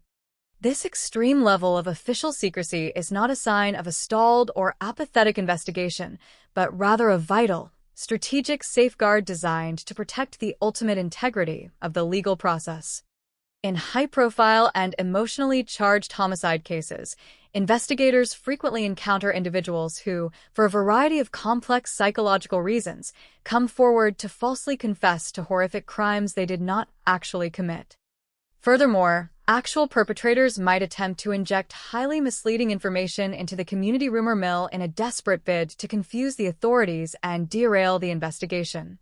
By keeping the ballistic evidence strictly confidential, detectives retain a crucial and powerful litmus test. If a potential suspect is ever brought into an interrogation room, or if a hesitant new witness suddenly decides to break their silence and provide a detailed account of the murder, the investigators can immediately verify the absolute truthfulness of their statements by cross-referencing their story against the classified forensic facts kept hidden in the official file. If an individual claims to have witnessed a devastating shotgun blast, but the heavily guarded autopsy report revealed a small-caliber handgun wound, the police instantly know the testimony is entirely fabricated. This deliberate withholding of critical details is a necessary double-edged sword for law enforcement. While it absolutely guarantees that any future confession can be definitively validated in a court of law, it also leaves the grieving family and the fearful public completely in the dark, endlessly wondering about the exact nature of the sudden violence that claimed the life of a familiar local boy on that otherwise sunny August afternoon. With the physical evidence secured from the dirt road and the specific details of the cause of death tightly guarded by the department, the absolute center of the criminal investigation rapidly shifted to the most glaring, undeniable lead in the entire case file: the unidentified pickup truck. The eyewitness accounts collected from the bustling area around the recreational park were entirely consistent regarding the chilling fact that the victim was last seen sitting comfortably in the passenger seat of this specific vehicle as it slowly drove away from the crowds. It was the only tangible link between the young man's peaceful existence and his violent demise just hours later. Consequently, a massive, coordinated manhunt was quietly initiated across the island to track down this elusive vehicle and, more importantly, to identify the phantom driver sitting behind its steering wheel. Detectives tirelessly scoured the local neighborhoods, spoke to mechanics at auto repair shops, checked regional vehicle registration records, and aggressively followed up on every single vague tip regarding a truck that might vaguely fit the general parameters provided by the witnesses at the park. However, the investigators immediately hit a devastating and insurmountable roadblock that would plague the case for decades. While multiple individuals had clearly seen the victim riding in the truck, the sightings were incredibly fleeting, casual glances entirely devoid of any initial suspicion. Because there was absolutely no reason to believe a brutal crime was unfolding at that precise moment in broad daylight, no one had the presence of mind or the instinct to memorize the license plate number or write it down. Furthermore, none of the witnesses could provide a definitive physical description of the person operating the vehicle, and the descriptions of the truck itself were far too generic and commonplace to establish a solid, actionable lead. In the rural, agricultural landscape of the Big Island, generic pickup trucks are as common as the palm trees lining the coastal highways. Without a specific color, a unique mechanical modification, a recognizable bumper sticker, or a documented license plate, issuing an effective public alert to track the vehicle was virtually impossible. The truck, undoubtedly the most crucial piece of evidence in the entire tragic narrative, essentially evaporated into the thick Hawaiian air, becoming a ghostly apparition that completely paralyzed the forward momentum of the complex homicide investigation. In the agonizing absence of a clear suspect and a definitively identified vehicle, the detectives were forced to cast a wide, exhaustive net over the victim's entire social universe in hopes of shaking a clue loose. They initiated a grueling and emotionally taxing series of intensive interviews, sitting down with his devastated family members, his closest circle of friends, and his casual acquaintances from the surrounding community. They meticulously retraced his final days and hours, desperately searching for any hidden personal conflicts, unpaid financial debts, simmering resentments, or secret activities that could possibly explain why someone would harbor the desire to see him dead. They probed deeply into his personal relationships, looking for sudden falling outs or complex emotional entanglements that might have rapidly escalated into lethal violence. They investigated the distinct possibility of territorial disputes among local youth, the tragic potential of a mistaken identity, or the terrifying prospect of a completely random, senseless act of aggression perpetrated by a violent stranger passing through the town. Every single conversation, every local rumor, and every whispered suspicion in the town of Koa was carefully documented and relentlessly chased down by law enforcement personnel. However, this exhaustive social excavation yielded absolutely nothing but profound frustration for the detectives. The portrait of the victim that consistently emerged from these interviews was exactly what everyone in the community already knew. He was a regular 18-year-old local boy, deeply embedded in the normal rhythms of his community, with no obvious, glaring enemies who would possess the motive, the profound anger, and the cold capability to execute him in broad daylight. Despite the countless hours spent conducting interrogations and the thorough, meticulous vetting of alibis provided by his peers, the police were completely unable to uncover a single shred of actionable evidence that could elevate any individual to the status of a prime, official suspect. The people who were interviewed by the authorities either genuinely knew absolutely nothing about the circumstances surrounding the murder, or they were collectively holding onto a terrifying, dark secret with an unbreakable wall of silence. As the oppressive heat of the summer months eventually gave way to the slightly cooler climate of the Hawaiian autumn, the chaotic, frantic energy that defined the initial stages of the murder investigation began to tragically and inevitably slow down. Weeks silently turned into months, and the vital stream of incoming tips from the public completely dried up as the shock of the event faded. The local newspapers slowly stopped printing front-page updates about the unsolved case, and the community, while forever changed by the proximity of the violence, eventually returned to the comforting, necessary routines of daily rural life. For the dedicated detectives assigned to the homicide, the reality of the situation became undeniably grim and heavy. There were absolutely no new witnesses coming forward with fresh perspectives or overlooked details. There were no sudden, guilt-ridden confessions delivered to the precinct in the middle of the night by a burdened conscience. The forensic evidence collected from the dusty crime scene, while meticulously preserved and rigorously analyzed in the laboratory, was ultimately insufficient to definitively pinpoint a suspect or secure a legal arrest warrant. The tire tracks in the dirt, the faint footprints, and the environmental samples failed to connect to a specific, identifiable individual in the police database. The case, which had started with such massive urgency and devastating violence, slowly ground to an agonizing, complete halt.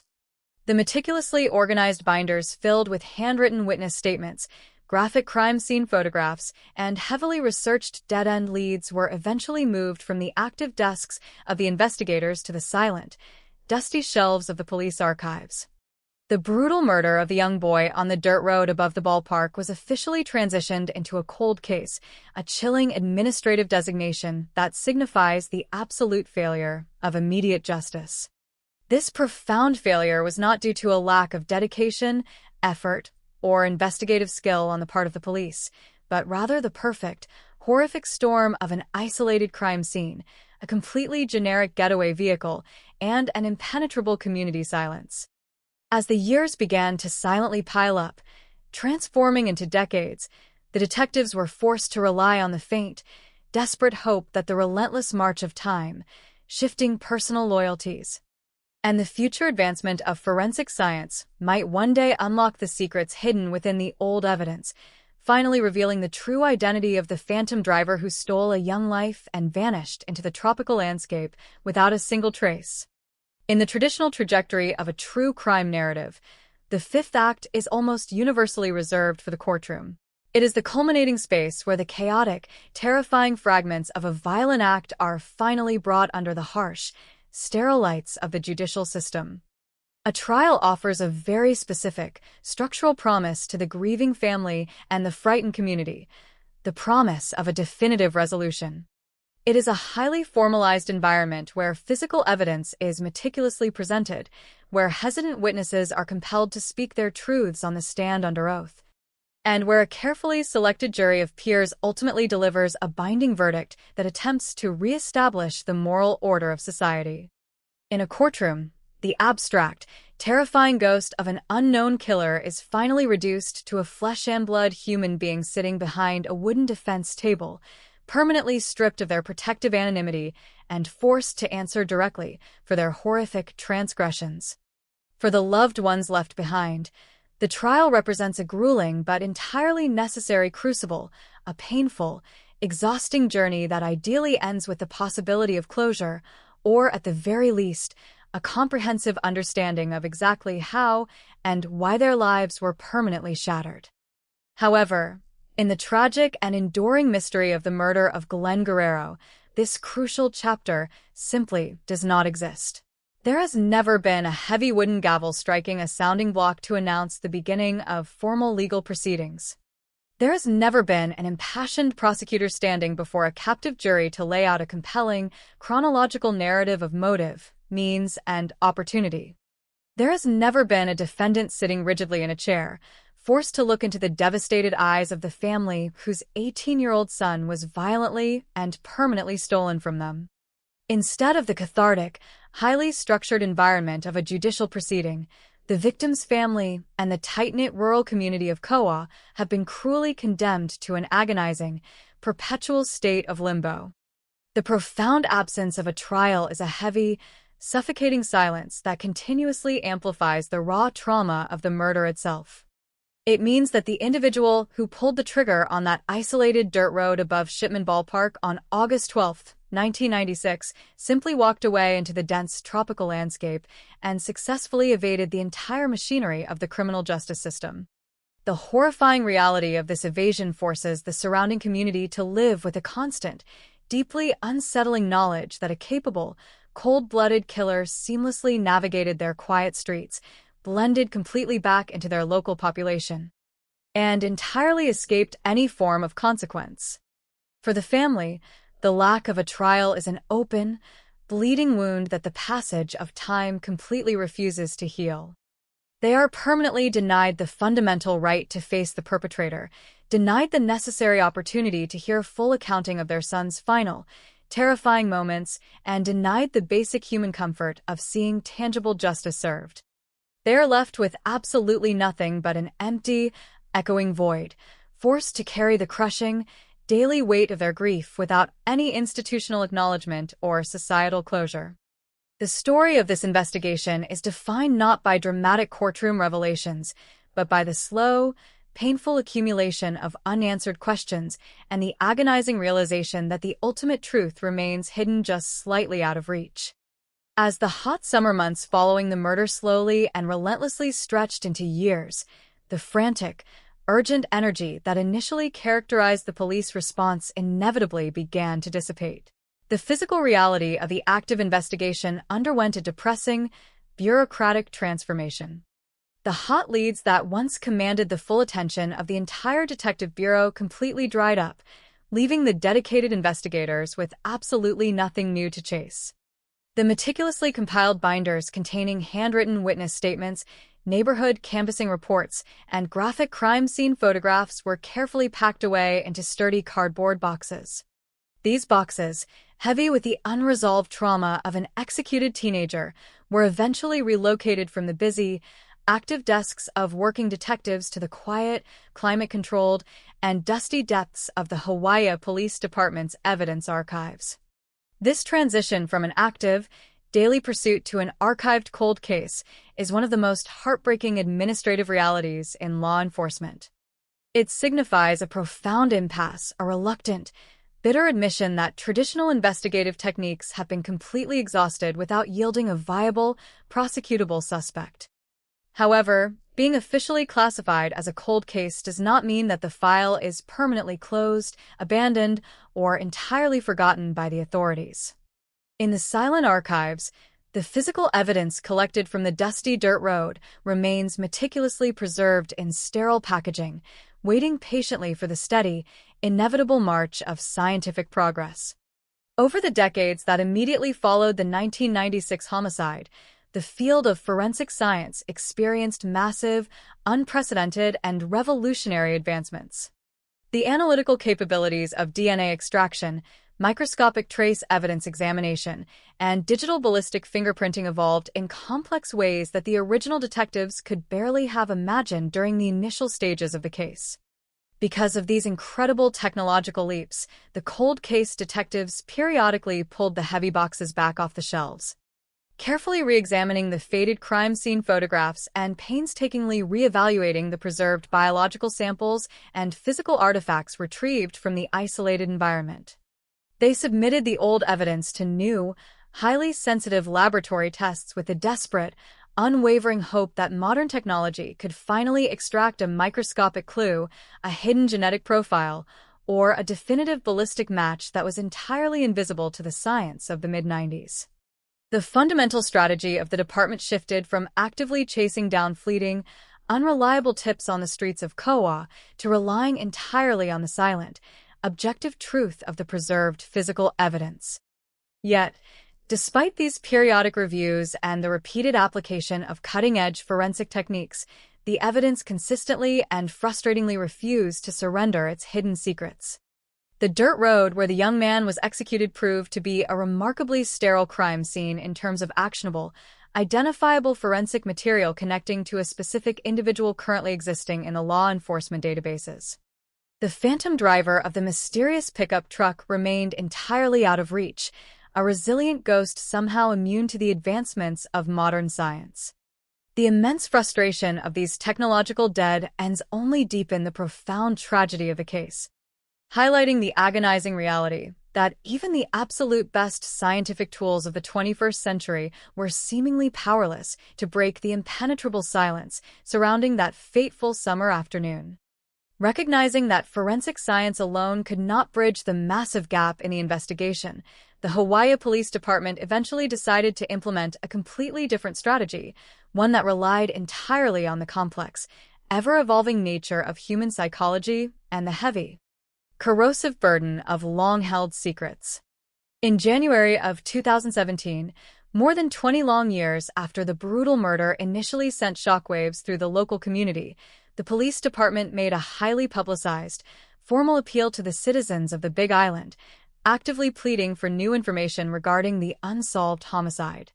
This strategic public outreach was not an act of blind desperation, but rather a carefully calculated maneuver based on a deep, fundamental understanding of how personal relationships, fiercely guarded loyalties, and individual allegiances drastically change over the passage of significant time. The central premise of this renewed, aggressive push was the steadfast belief that the killer likely did not act in a total, absolute vacuum. In the tightly woven social fabric of a community like Kauai, the statistical odds that a person could commit a brazen, daylight murder, successfully dispose of a lethal firearm, completely hide a specific vehicle, and navigate the immense psychological aftermath without ever breathing a single word to anyone are incredibly low. Investigators operated on the strong, logical assumption that someone else out there, aside from the actual person who pulled the trigger, possesses a critical, missing piece of the puzzle. Perhaps it was a frightened romantic partner who provided a false alibi to the police out of misplaced loyalty or sheer terror. Perhaps it was a close, trusted friend who noticed frantic, unexplained behavior or was asked to quickly hide a particular pickup truck in the days immediately following the crime. Or perhaps it was a casual acquaintance who heard a drunken, boastful confession years later, but was simply too terrified of physical retribution to approach the authorities. In 1996, these hypothetical individuals might have remained completely silent out of profound fear, misguided loyalty, or intense, suffocating pressure from their immediate social circles. However, 2 decades is an incredibly long time to carry the heavy, suffocating weight of an unpunished murder. Over 20 years, deeply committed marriages dissolve into bitter divorces, fiercely entrenched friendships completely shatter over unrelated disputes, and the terrifying individuals who once commanded absolute silence often lose their physical influence, move far away, or pass on. Furthermore, as people age and mature, their personal priorities drastically shift, and the heavy, internal burden of a guilty conscience often becomes increasingly difficult to bear. The police explicitly emphasized this reality in their 2017 appeal, publicly acknowledging that every single old lead had been thoroughly exhausted, that the case remained deeply unsolved despite massive forensic advancements, and that they desperately needed the community to step forward and do the right thing. They genuinely hoped that the sheer passage of time had finally dissolved the rigid barriers of fear and loyalty that had originally protected the identity of the killer. The absolute primary focus of this public plea remained stubbornly fixed on the single most critical, agonizing mystery of the entire investigation: the true identity of the person who was driving the unidentified pickup truck that was seen leaving the vicinity of Shipman Ballpark with the young victim sitting comfortably in the passenger seat.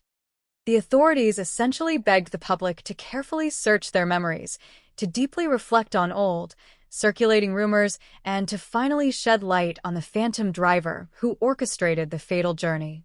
Despite the strategic timing and the heavy emotional weight of this renewed public appeal, the dense silence that had defined the case since the late 90s ultimately prevailed. The desperate call for answers echoed across the island but seemingly fell on completely deaf ears, failing to generate the singular, groundbreaking tip necessary to finally blow the stagnant investigation wide open. No new, courageous witnesses stepped out of the shadows to provide a definitive name to the detectives. No former accomplices or burdened confidants came forward to unburden their tortured souls and offer a detailed, verifiable confession.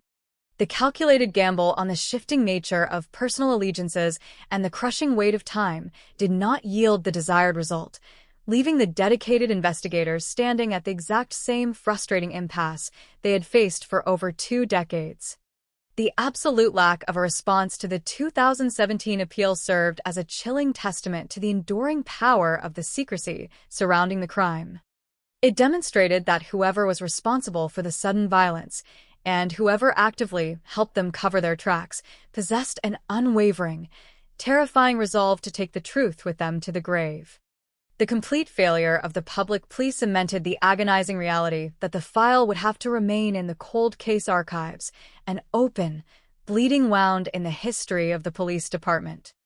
The profound absence of a trial, the frustrating limitations of modern forensic science, and the unbreakable silence of the local community combined to create a perfect storm of permanent injustice, ensuring that the brutal execution on the dirt road remained entirely unpunished.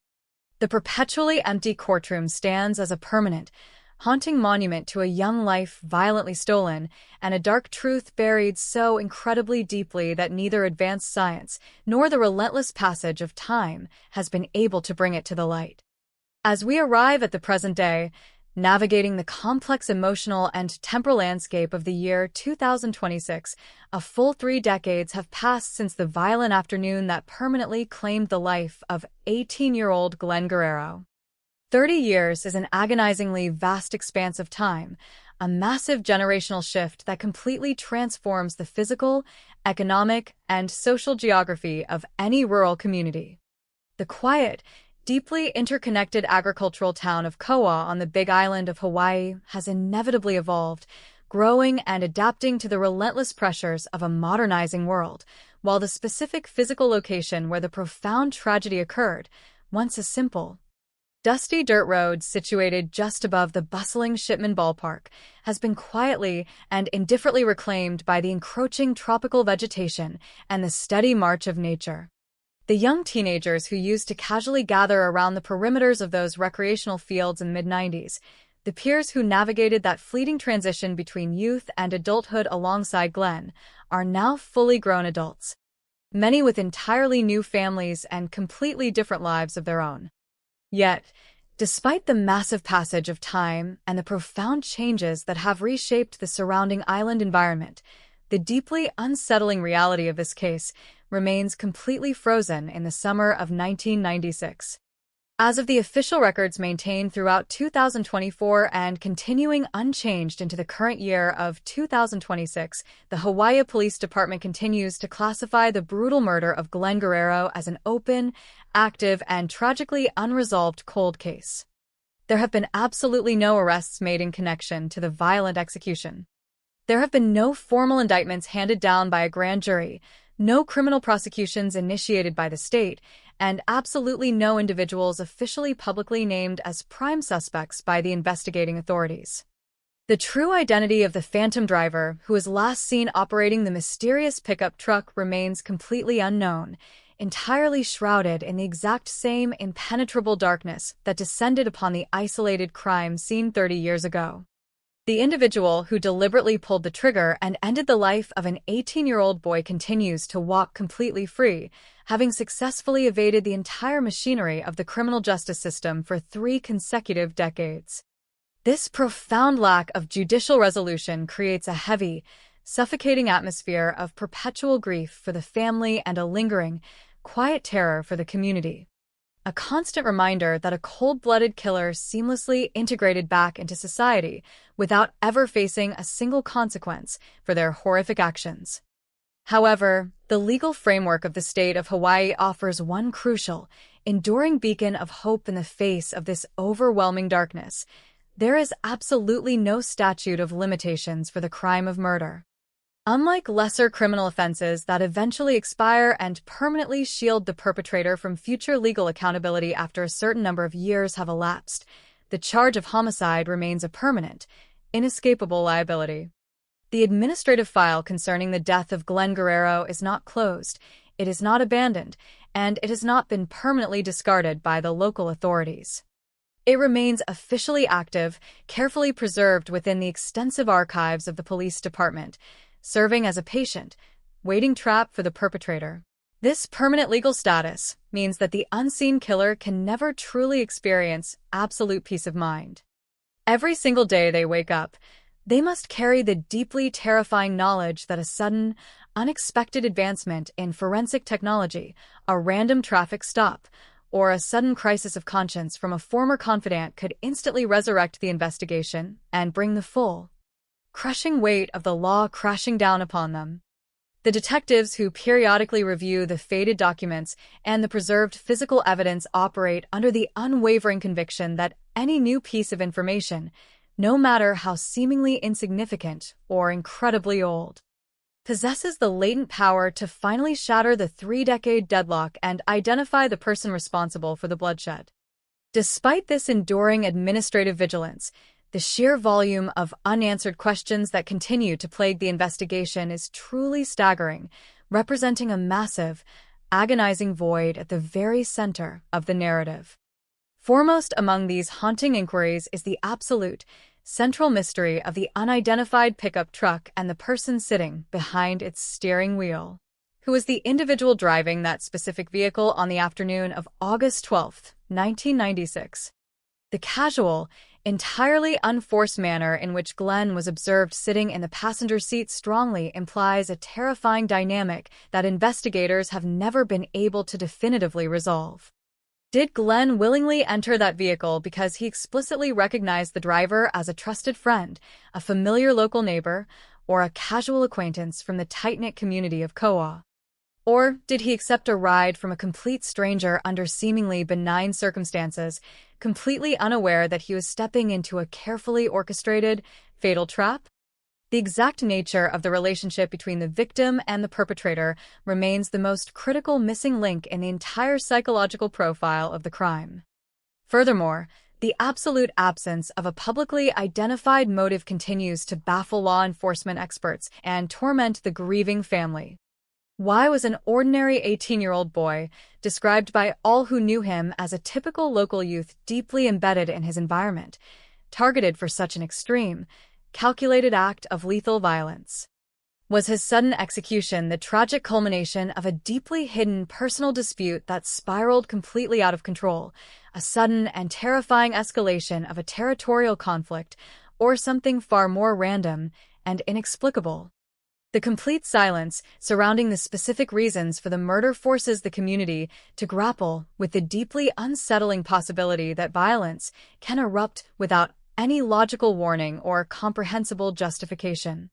Adding to this immense psychological burden is the terrifying, highly probable suspicion that there are still individuals living within the community, or perhaps those who have since relocated away from the island, who possess direct, intimate knowledge of the crime but have chosen to remain completely silent for 30 years. Is it genuinely possible that a person could commit a brazen, daylight murder, successfully dispose of a lethal firearm, completely hide a specific getaway vehicle, and navigate the immense psychological aftermath without ever breathing a single word to anyone in their inner circle? Investigators strongly believe that the killer did not operate in a total vacuum, meaning that there are likely silent witnesses holding on to a devastating secret, paralyzed by an enduring fear of retribution, a misguided sense of outdated loyalty, or a desperate desire to simply avoid being entangled in a complex homicide investigation. The tragedy of a cold case is entirely compounded by this wall of silence, as the deliberate withholding of the truth by those who know it is a continuous, daily betrayal of the victim and his entirely devastated family. The profound legacy of the Glenn Guerrero case is not merely the terrifying fact that a murder escaped justice, but rather the immense, immeasurable toll that unresolved trauma inflicts upon a community over the span of multiple decades. For the family, the passage of 30 years does not diminish the raw, agonizing pain of their fundamental loss. Instead, it simply stretches that specific pain across a vast, endless timeline, forcing them to experience the profound absence of their loved one during every single major life milestone, every holiday, and every quiet moment of reflection. They have been permanently denied the fundamental human right to understand the exact circumstances of their son's final moments, denied the crucial opportunity to confront the individual who permanently altered the trajectory of their entire existence, and completely denied the basic, necessary comfort of seeing tangible justice formally served in a court of law. The empty chair at their dinner table is a constant, heavy monument to the catastrophic violence that invaded their lives on that summer afternoon. For the broader community of Koa and the surrounding Pune district, the unsolved murder functions as a permanent, chilling fracture in their collective sense of security, a deeply disturbing reminder that the idyllic, peaceful facade of rural island life can be instantly shattered by horrific, anonymous violence. As the years continue to relentlessly advance, pushing the events of 1996 further into the distant historical past, the absolute necessity of keeping the memory of Glenn Guerrero alive becomes increasingly vital. This is not a fictional story designed for casual entertainment, nor is it a solved puzzle neatly tied together with a satisfying, dramatic conclusion. It is the stark, uncompromising reality of a young life violently extinguished before it truly had the chance to begin, and a killer who has spent 30 years enjoying the absolute freedom that they permanently stole from their victim. The Hawaii Police Department continues to hold the case file completely open, fully acknowledging that the ultimate resolution of this enduring mystery does not lie in the silent, dusty archives, but rather in the heavy, burdened conscience of the living. The ultimate truth regarding the identity of the phantom driver, the exact events that transpired inside the cabin of that mysterious pickup truck. And the brutal execution on the isolated dirt road remains locked inside the minds of those who were present or those who were told the terrifying secret in the aftermath. Until the day that someone finally decides that the crushing weight of their prolonged silence is fundamentally heavier than their deeply entrenched fear, the tragic story of Glenn Guerrero will remain a dark, unresolved shadow permanently cast over the beautiful landscape of the Big Island. A devastating testament to the fragility of life and the agonizing, endless wait for a justice that has yet to arrive. The existence of a cold case within the archives of any law enforcement agency is far more than a mere administrative categorization. It is a profound psychological burden that is continuously passed down through generations of investigators. When the original detectives who walked the dusty dirt road above Shipman Ballpark in the late summer of 1996 eventually reached the end of their careers and entered retirement, they were forced to leave behind the heavily guarded boxes of evidence related to the brutal murder of 18-year-old Glenn Guerrero. Handing over an unsolved homicide file is an incredibly heavy, deeply unnatural act for an investigator whose entire professional life is built upon the foundational pursuit of definitive answers and legal accountability. The new generation of detectives who subsequently inherit these dusty boxes do not simply inherit faded photographs and sterile biological samples. They inherit a lingering, suffocating ghost that fundamentally refuses to be laid to rest. These modern investigators must sit in quiet, climate-controlled rooms, painstakingly reading through decades-old handwritten interview notes, trying desperately to understand the nuanced social dynamics of a tight-knit rural community that existed long before they were ever assigned to the precinct.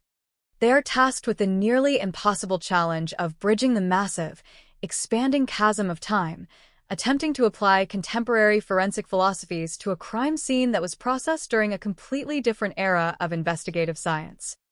Every single time a new detective opens the Glenn Guerrero file, they are immediately confronted by the smiling face of an 18-year-old local boy whose future was violently stolen, accompanied by the agonizing realization that the individual responsible for his execution continues to breathe the tropical air of the Big Island without facing a single consequence. This perpetual lack of resolution creates a quiet, relentless internal pressure, driving the investigators to periodically resubmit old evidence to modern laboratories, constantly hoping that a sudden, microscopic breakthrough will finally allow them to fulfill the broken promise of justice that was made to the grieving family exactly 30 years ago.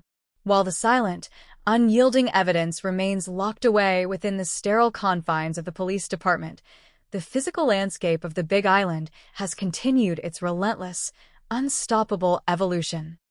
The town of Koa, once defined almost entirely by its deeply rooted agricultural history and its slow, methodical pace of life, has inevitably expanded and modernized to accommodate the shifting economic realities of the 21st century. New residential developments have slowly encroached upon the wild, overgrown tropical boundaries.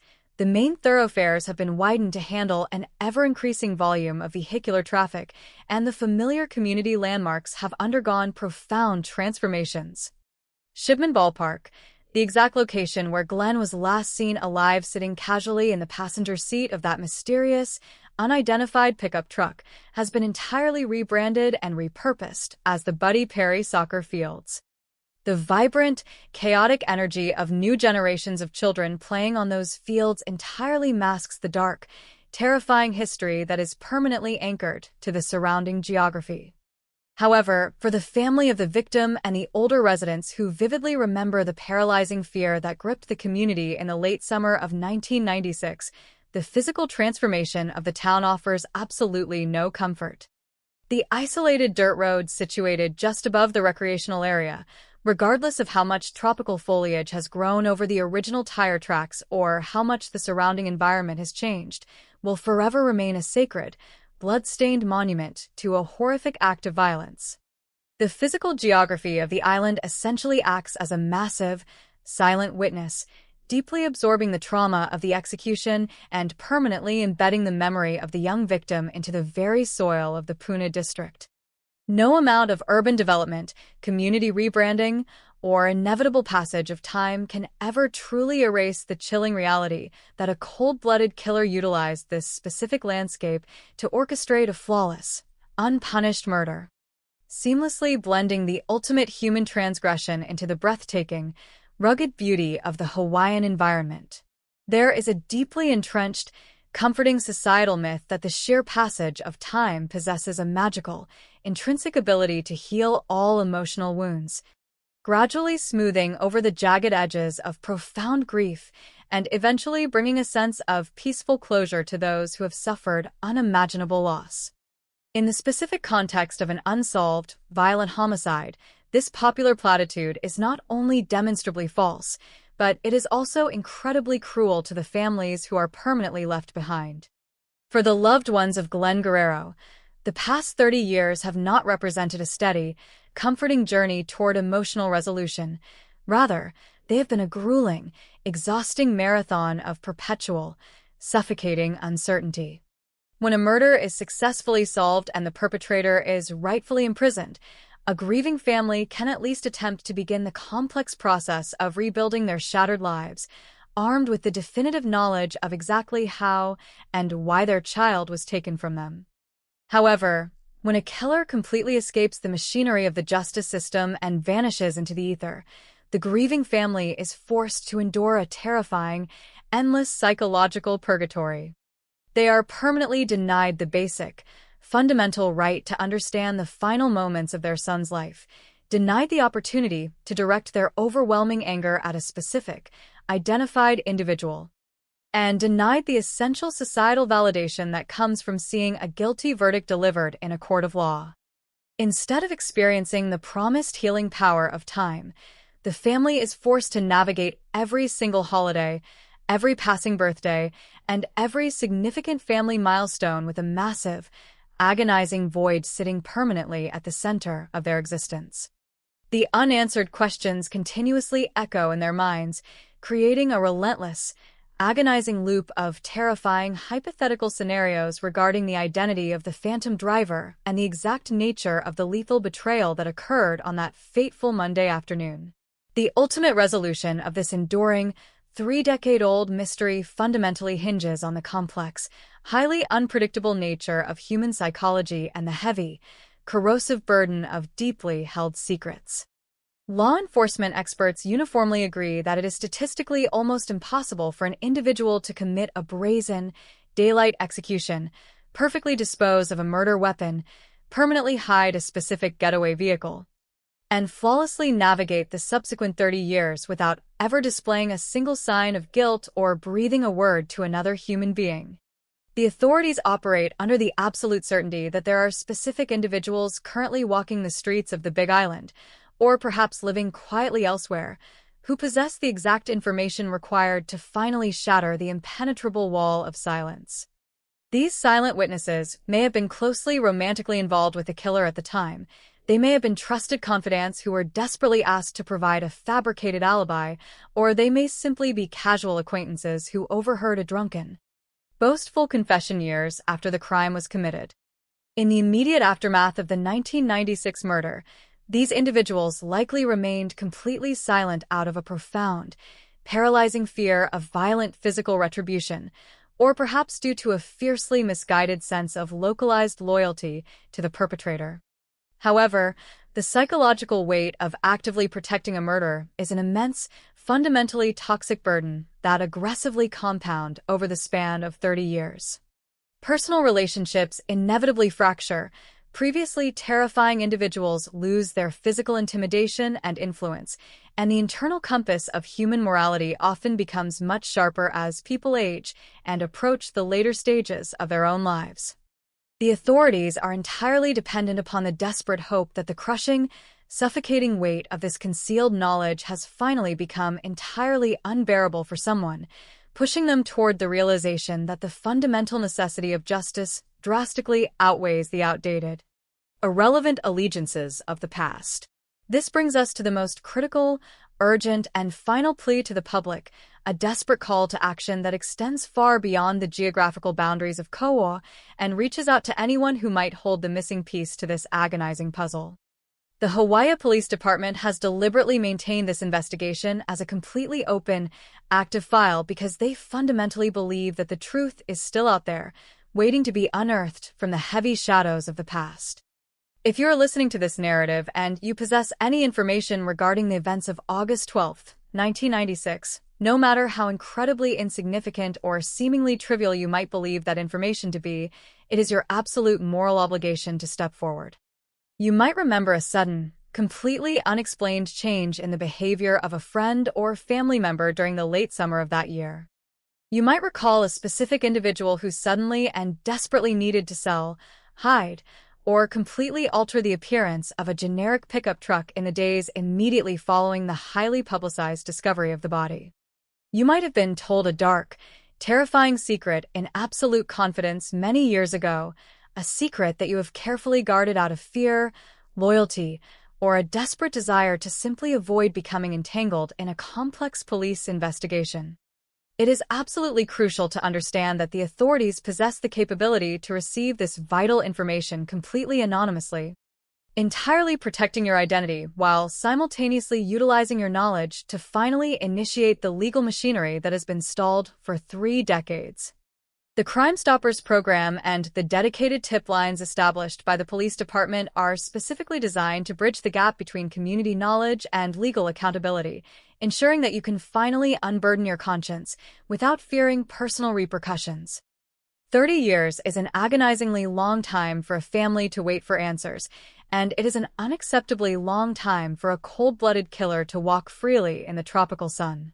As we finally conclude this comprehensive examination of a shattered paradise, we must consciously turn our attention back to the singular, tragic figure at the absolute center of this entire narrative.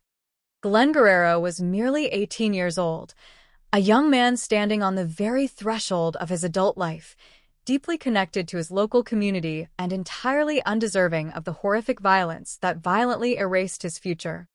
By continuously speaking his name, by refusing to allow his memory to simply fade into the dusty, forgotten archives of the police department, and by relentlessly highlighting the profound injustice of his unsolved murder, we collectively ensure that the individual who pulled the trigger cannot completely erase his existence.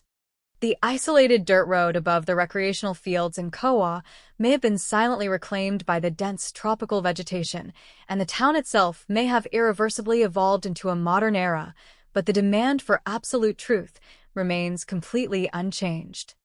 The shadow of the unidentified pickup truck and its phantom driver will continuously haunt the legacy of the Big Island until the day that someone finally decides to break the 30-year silence. Until that long-awaited day of reckoning finally arrives, the tragic, unresolved story of Glenn Guerrero will stand as a permanent, chilling testament to the terrifying fragility of life, the profound, enduring agony of a family left behind, and the relentless, unwavering pursuit of a justice that remains hidden just slightly out of reach. The nature of an unresolved murder is that it never truly remains static within the confines of a cardboard box, but instead permeates the very atmosphere of the community where the violence originally took place, acting as an invisible but profoundly heavy fog that dictates how people interact with their environment and with each other. When we consider the tragedy of Glenn Guerrero, an 18-year-old boy whose life was violently extinguished on a secluded dirt road above Shipman Ballpark in August of 1996, we are forced to confront the terrifying reality that time does not inherently heal all wounds, but rather stretches them across a vast and unforgiving landscape of unanswered questions. For exactly 3 decades, the town of Kauai on the Big Island of Hawaii has carried the immense psychological burden of knowing that a cold-blooded killer successfully navigated their streets, executed a local youth in broad daylight, and seamlessly blended back into the fabric of their society without ever facing a single legal consequence. This lack of judicial resolution fundamentally alters the collective psyche of the region, planting seeds of enduring suspicion and a quiet, persistent terror that permanently fractures the idyllic illusion of a safe, interconnected rural paradise. The physical location of the crime scene, a dusty pathway once utilized for casual transit and quiet moments away from the bustling recreational fields, has been irreversibly transformed into a monument of profound sorrow. A place where the tropical sun beats down upon the exact spot where a young man took his final breaths in the presence of an unidentified murderer. As the years have relentlessly marched forward, transitioning from the analog world of the mid-90s into the highly digitized and constantly connected reality of 2026, the absolute lack of progress in identifying the phantom driver of the mysterious pickup truck serves as a chilling testament to the enduring power of human secrecy. It is an agonizing truth that the individual who deliberately pulled the trigger and ended Glenn's life has spent the last 30 years experiencing the everyday joys, frustrations, and mundane realities of existence, entirely free from the confines of a prison cell, while the victim's family has been condemned to a perpetual state of mourning. The killer has potentially raised a family, celebrated holidays, pursued career aspirations, and grown old, all while harboring a dark, terrifying secret that entirely defines the catastrophic end of another human being's potential. This stark contrast between the unpunished freedom of the perpetrator and the endless suffering of the grieving family is the ultimate cruelty of a cold case, a profound moral imbalance that continuously mocks the foundational concepts of justice and societal order. The detectives of the Hawaii Police Department, who are currently tasked with reviewing the massive, stagnant file, are acutely aware of this devastating imbalance, recognizing that their fundamental duty extends far beyond simply matching forensic evidence in a laboratory. They are the designated custodians of a broken promise, the institutional memory of a community that desperately needs to see the scales of justice finally leveled. These dedicated investigators understand that the original physical evidence collected from the dirt road, despite being meticulously preserved and periodically subjected to the most advanced scientific testing available in the modern era, has consistently failed to yield the definitive microscopic clue necessary to break the 30-year deadlock. The absolute failure of modern forensic science to identify the perpetrator essentially forces the investigation back into the complex, highly unpredictable realm of human relationships, shifting loyalties, and the corrosive, heavy burden of an incredibly guilty conscience. Law enforcement operates under the steadfast conviction that the individual who committed this heinous act did not exist in an absolute vacuum, meaning that there are other people who possess critical, intimate knowledge regarding the events of that fateful Monday afternoon. These silent witnesses may have been closely associated with the killer during the summer of 1996, perhaps functioning as trusted confidants, fearful romantic partners, or casual acquaintances who unwittingly stumbled upon a terrifying truth in the immediate aftermath of the execution. For 3 decades, these individuals have actively chosen to remain completely silent, prioritizing their own personal safety, their misguided sense of loyalty, or their intense desire to avoid the immense complications of a homicide investigation over the fundamental moral imperative of providing answers to a devastated family. The psychological toll of carrying such a massive, dark secret is entirely immeasurable, as the active concealment of a murder fundamentally requires a person to continuously suppress their own humanity and actively participate in the ongoing denial of justice. The authorities desperately hope that the massive passage of 30 years has finally eroded the rigid, terrifying barriers that originally prevented these individuals from stepping forward. Recognizing that the intense fear and misplaced loyalties of the past hold absolutely no relevance in the present day. As people age and confront their own mortality, their internal moral compass often undergoes a profound realignment, potentially making the heavy burden of protecting a murderer entirely unbearable.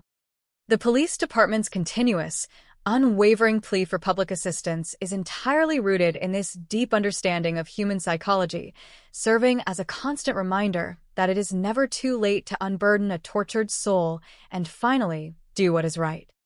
However, the enduring silence surrounding the identity of the phantom driver and the mysterious pickup truck continues to act as an impenetrable wall.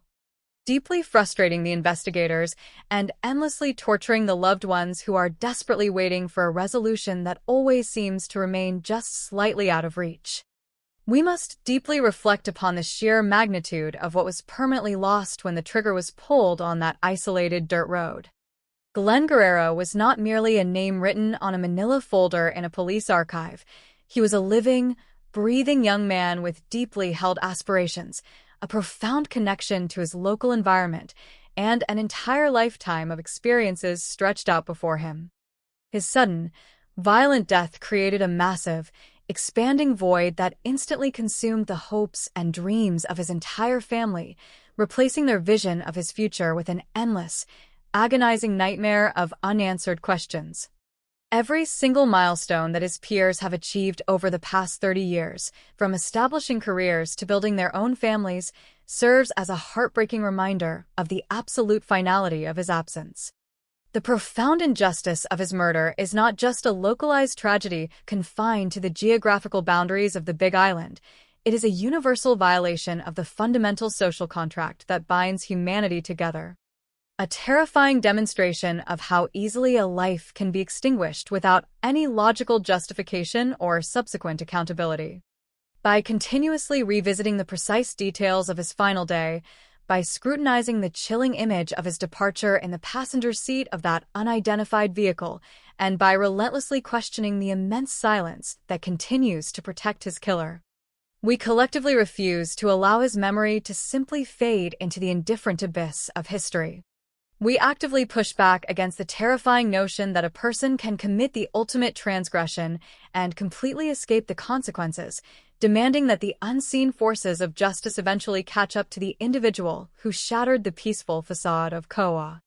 The story of Glenn Guerrero is an incredibly heavy, dark narrative that possesses no satisfying conclusion, no dramatic courtroom revelation, and no profound sense of emotional closure. It is an open, bleeding wound in the history of the Hawaii Police Department, a constant reminder of the absolute limitations of both human investigation and modern forensic science when confronted with a perfectly executed, heavily guarded secret. Yet, within this overwhelming darkness, there remains a tiny, resilient spark of hope that completely refuses to be extinguished by the relentless passage of time. This specific hope is entirely dependent upon the deeply held belief that the absolute truth possesses an inherent, undeniable power to eventually force its way into the light, regardless of how deeply it has been buried or how fiercely it has been protected. It relies on the absolute certainty that the heavy, suffocating weight of guilt will eventually shatter the resolve of those who know the identity of the phantom driver, compelling them to finally break their 3-decade silence and provide the critical missing puzzle piece to the dedicated investigators. Until that highly anticipated day of reckoning finally arrives, the tragic legacy of the 18-year-old boy who took a fatal ride away from Shipman Ballpark will continue to echo across the beautiful, rugged landscape of the Puna district, serving as a permanent, chilling warning about the profound depths of human darkness and the agonizing, endless marathon of waiting for a justice that is devastatingly overdue. We must honor his memory by steadfastly refusing to look away from the terrifying reality of his unsolved murder, by continuously demanding answers from the silent shadows of the community, and by ensuring that the person responsible for his execution can never truly escape the heavy, impending threat of discovery. The ultimate resolution of this case will not simply bring a killer to justice.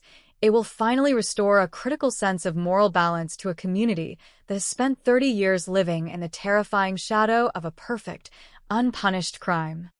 The breathtaking natural beauty of the Hawaiian archipelago, with its vibrant, lush tropical rainforests, its massive, ancient volcanic structures, and its endless, crashing ocean waves, stands in profound, deeply unsettling contrast to the sheer brutality and the cold, calculated violence that ended the life of Glenn Guerrero. Tourists and visitors who travel to the Big Island from all corners of the globe are completely oblivious to the dark, terrifying history that is permanently embedded in the soil of the rural, agricultural districts, completely unaware that the idyllic scenery they are admiring once served as the perfect, isolated backdrop for a flawless execution. The specific dirt road where the body was discovered, surrounded by dense, encroaching vegetation and completely hidden from the casual gaze of the public, represents the absolute perfect intersection of geographical isolation and malicious human intent. The killer specifically utilized the rugged, unforgiving nature of the local environment to completely mask the sound of the fatal gunshot, to perfectly conceal the immediate aftermath of the horrific crime, and to seamlessly facilitate their completely undetected escape from the immediate area. This deliberate weaponization of the beautiful landscape adds an entirely new layer of profound tragedy to the narrative, as the very environment that the young victim intimately knew, loved, and considered his ultimate sanctuary was directly used against him to ensure his permanent destruction. The dense trees and the volcanic rock outcroppings surrounding the crime scene have functioned as silent, completely indifferent witnesses to the bloodshed, completely refusing to surrender any physical clues to the dedicated investigators who spent countless hours meticulously sweeping the area for evidence. The physical environment itself seems to actively conspire with the perpetrator to keep the absolute truth completely hidden from the authorities, absorbing the physical remnants of the crime into the earth and allowing the mysterious pickup truck to simply vanish without a single trace. This profound environmental silence completely mirrors the devastating human silence that continues to paralyze the investigation, creating an impenetrable fortress of secrecy that has successfully withstood the relentless passage of 30 long years. The absolute sheer magnitude of this dual silence is truly staggering, a deeply terrifying testament to the incredible resilience of a well-guarded secret and the profound difficulty of extracting the truth from a community that is fundamentally unwilling or entirely terrified to speak. Yet, the dedicated investigators of the Hawaii Police Department completely refuse to surrender to this overwhelming silence, continuously recognizing that their professional obligation to the victim and his devastated family absolutely demands that they persist in their seemingly impossible pursuit of answers. They are entirely driven by the fundamental, unwavering belief that every single piece of concealed knowledge, no matter how deeply buried or heavily protected, possesses a specific breaking point, a crucial moment of vulnerability where the crushing weight of the absolute truth simply becomes too immense to be contained any longer. They continuously wait for that specific fracture to occur, constantly remaining vigilant and entirely prepared to act upon the slightest fragment of new information that might finally bridge the massive 30-year gap between the isolated dirt road and the true identity of the cold-blooded killer. The deeply tragic story of Glenn Guerrero fundamentally demands this level of relentless, unwavering dedication, completely serving as a constant, heavy reminder that the fundamental pursuit of justice cannot be dictated by the passage of time, the profound lack of immediate physical evidence, or the terrifying, organized silence of those who actively protect the guilty.